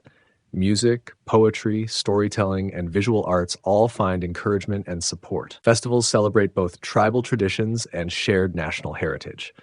The city becomes a center for creative expression that honors divine creativity. Marriage customs within the city strengthen tribal identity while encouraging intertribal relationships. Young people can choose partners from their own tribes to maintain family traditions, or from other tribes to build bridges across ancient divisions. Love serves unity without destroying distinctiveness. Care for the vulnerable receives systematic attention. Widows, orphans, foreigners, and the disabled all find support systems that prevent them from falling into destitution. The city's prosperity includes everyone, rather than benefiting only the successful and fortunate. The aged receive honor within the city's social structure. Their wisdom guides community decisions. Their memories preserve important traditions. Their blessing sanctifies new ventures. Age becomes a resource rather than a burden. Experience becomes treasure rather than obsolescence. But perhaps the most remarkable feature of this extraordinary city isn't its size, its beauty, or even its justice. It's the name that crowns all these other qualities, the title that captures the essence of what makes this place different from every other urban center in human history. The name doesn't honor a human founder or commemorate a military victory. It doesn't reflect geographic features or economic advantages. Instead, it speaks the deepest truth about what transforms any place from mere location into true home. The city's name embodies promise fulfilled, relationship restored, presence permanent. As Ezekiel contemplates this urban vision, he realizes he's seeing the culmination of everything his prophetic ministry has proclaimed. Here stands the answer to exile's despair, the healing of covenant's brokenness, the restoration of the intimate relationship between creator and creation that was paradise's original gift. The city represents not just Israel's future, but humanity's destiny, the place where divine presence and human community achieve perfect harmony. It's both historical promise to a specific people and universal hope for all who long for home in its deepest sense. And the name that captures this reality, that summarizes everything the vision promises, echoes through the prophet's consciousness, like a bell tolling the end of sorrow and the beginning of joy eternal. 4 simple words in Hebrew that change everything they touch, that transform geography into theology, that turn urban planning into spiritual revelation. Legacy of the prophet. The visions fade, leaving Ezekiel alone beside the Kabar River where his prophetic journey began decades ago. The bronze figure has vanished. The temple measurements echo only in memory, and the city with its sacred name exists only in the realm of promise. Yet something profound has changed in the old prophet's understanding of his calling and its meaning. Years stretch behind him now, years of strange sign acts that made him appear mad to his neighbors, years of unwelcome prophecies that earned him scorn rather than respect, years of isolation that marked the price of speaking divine truth to resistant ears. The young priest who was torn from temple service has become an aged seer whose words will outlive the exile itself. His message defied every conventional expectation. When his fellow exiles longed for quick return to Jerusalem, Ezekiel proclaimed that the city would fall completely. When they clung to hopes of political restoration through human schemes, he insisted that only divine intervention could heal their wounds. When they sought comfort in familiar patterns, he demanded transformation from the inside out. The early years brought the hardest assignments, acting out Jerusalem's siege while his neighbors watched in bewilderment, lying on his side for over a year to symbolize the duration of punishment, shaving his head and beard to represent coming devastation. Each performance made him appear more eccentric, more divorced from reality as others understood it. Yet beneath the bizarre exterior lay theological insight that penetrated to the heart of Israel's crisis. Ezekiel understood that the problem wasn't merely political or military, but spiritual. External restoration required internal renewal. Return from geographical exile demanded return from moral exile as well. His vision of individual responsibility challenged inherited assumptions about corporate guilt.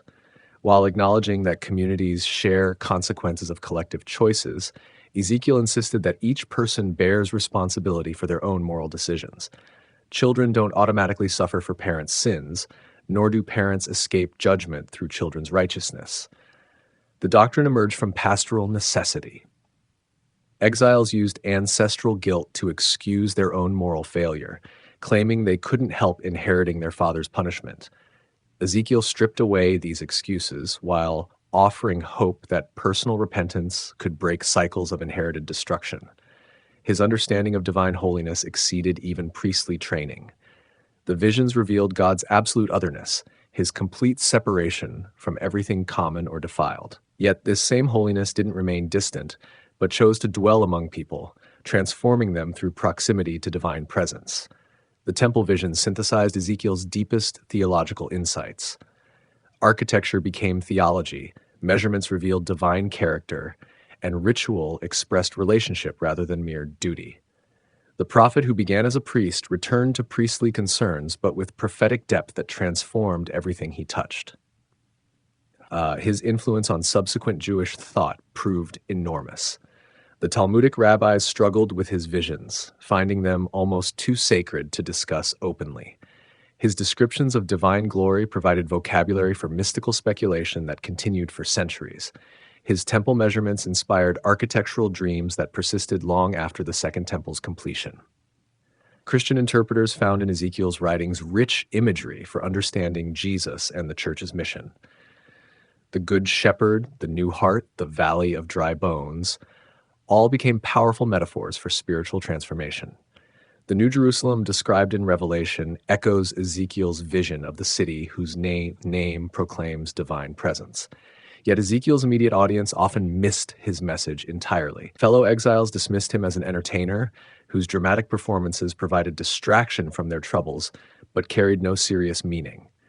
They enjoyed his creativity while ignoring his content, treating prophecy as performance art rather than divine communication. The prophet's personal costs were enormous. His wife's death became another sign act, her passing symbolizing the loss of everything dear to the exiled community. He couldn't mourn publicly for the woman he loved because his grief had to serve larger purposes. Even personal tragedy became prophetic ministry. His social isolation deepened as his message proved accurate. When Jerusalem fell exactly as he predicted, his vindication brought no satisfaction. Being right about disaster offers cold comfort when the disaster affects everyone you care about. Prophetic insight often becomes prophetic burden rather than prophetic privilege. The later visions of restoration provided some compensation for years of proclaiming judgment. Yet even these hopeful messages carried weight rather than simple joy. Ezekiel understood that restoration required the same divine power that accomplished creation itself.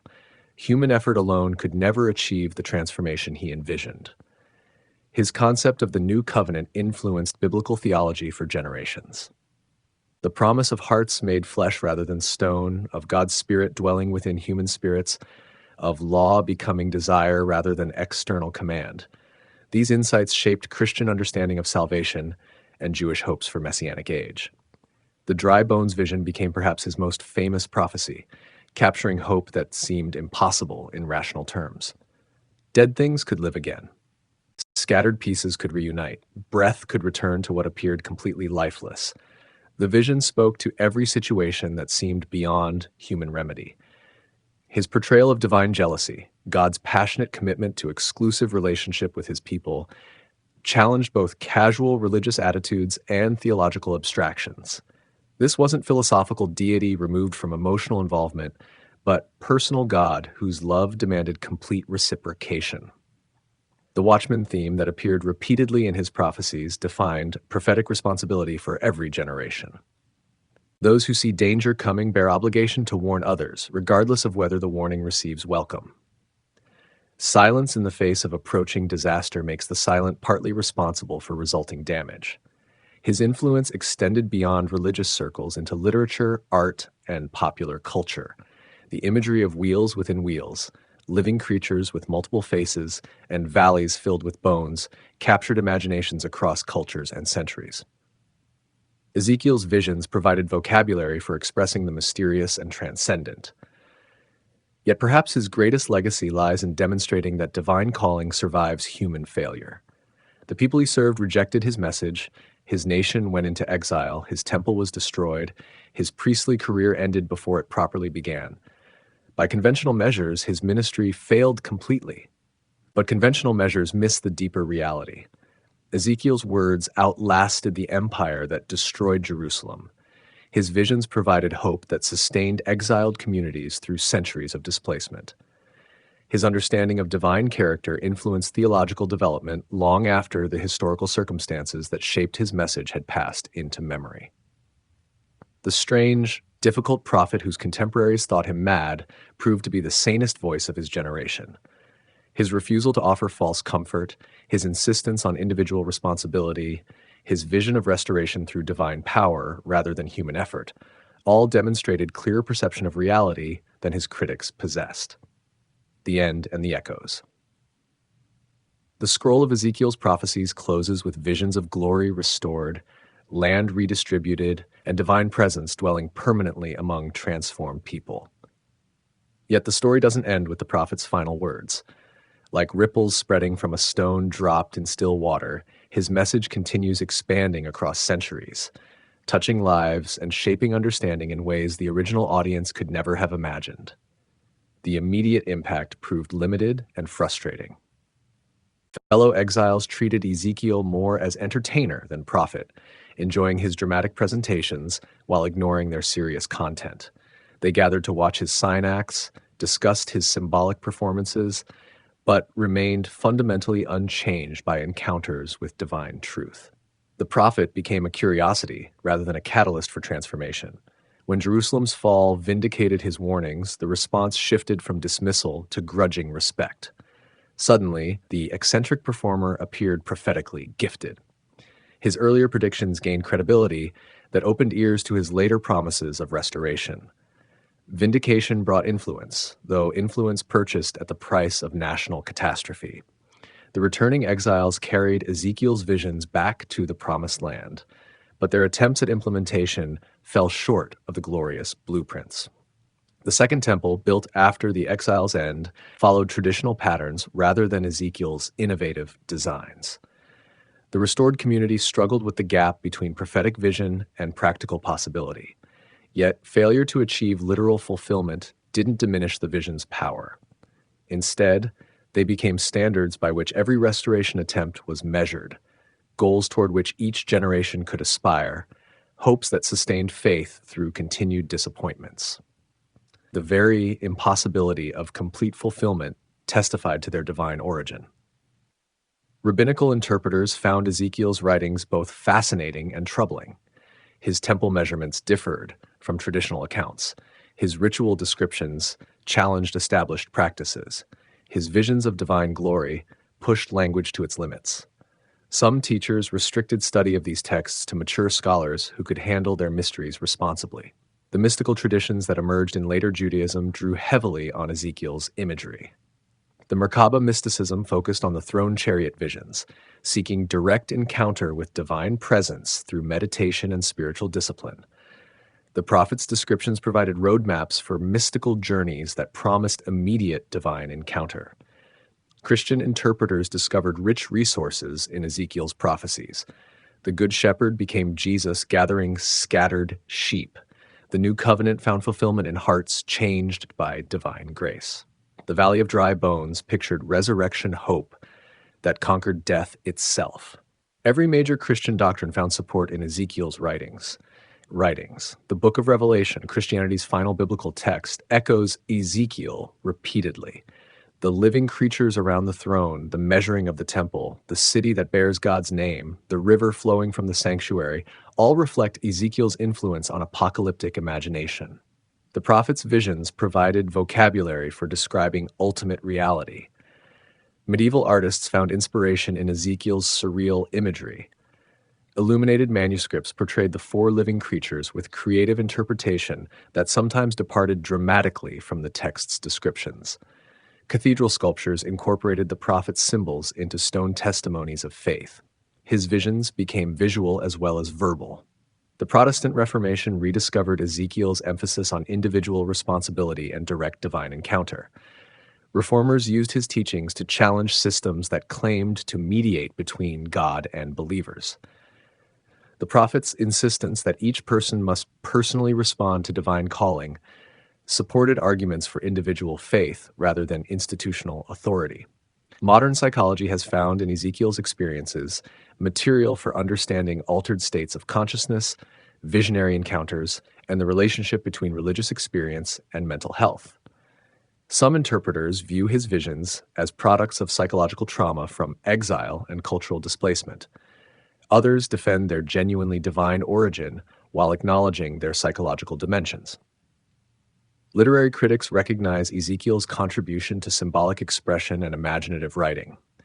His ability to create memorable images, to blend realistic detail with fantastic elements, to use symbolic actions that carry multiple layers of meaning, all demonstrate sophisticated literary skill that influences writers across cultures and centuries. Contemporary environmental movements find resources in Ezekiel's vision of renewed land and flowing rivers. His portrayal of creation restored, of water bringing life to desert places, of trees bearing fruit beside healing streams, these images speak to ecological concerns and hopes for environmental restoration. The State of Israel's establishment in 1948 prompted renewed interest in Ezekiel's prophecies. Some interpreters saw literal fulfillment of ancient promises in modern political developments. The dry bones coming to life seem to describe Jewish return to their ancestral homeland after centuries of exile and persecution, culminating in Holocaust survival and national restoration. Yet other readers insisted that Ezekiel's ultimate fulfillment lies beyond any earthly political arrangement. The temple he described remains unbuilt. The perfect justice he envisioned remains unrealized. The complete transformation he promised awaits future divine intervention that will exceed every human attempt at restoration. The tension between already accomplished and not yet completed fulfillment characterizes much contemporary engagement with Ezekiel's prophecies. Believers find in his words both comfort for present difficulties and hope for future resolution. The visions provide both explanation for current circumstances and anticipation of coming transformation. Popular culture continues drawing on Ezekiel's imagery. Science fiction writers borrow his descriptions of strange creatures and otherworldly encounters. Musicians set his words to contemporary melodies. Artists create visual interpretations of his visions using modern media and techniques. The ancient prophet speaks to contemporary imagination. Academic scholarship approaches Ezekiel with tools of historical criticism, literary analysis, and comparative religion.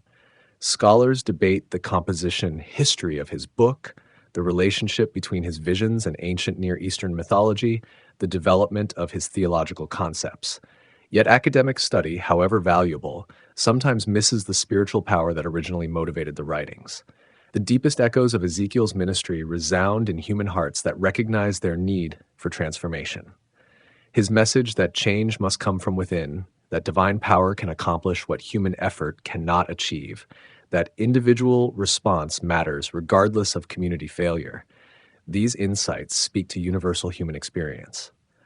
Perhaps Ezekiel's greatest modern relevance lies in his demonstration that hope survives even when circumstances seem hopeless. The prophet who witnessed his nation's destruction, his temples burning, his people's exile, nevertheless proclaimed ultimate restoration. His faith that divine love conquers human failure offers courage to every generation facing overwhelming challenges. The strange, difficult prophet whose contemporaries thought him mad continues speaking to a world that often seems as broken as ancient Jerusalem. His visions of wheels within wheels may puzzle modern readers, but his core message remains clear. Divine presence can transform any situation. Divine power can resurrect any death. Divine love can heal any wound. The echoes continue spreading, carrying forward a message that began beside the Kebar River, but has never reached its final destination. Somewhere in the future that only God can see clearly, Ezekiel's visions await their complete fulfillment, when the city with the sacred name becomes reality, and all creation discovers what it means to live where the Lord is truly present.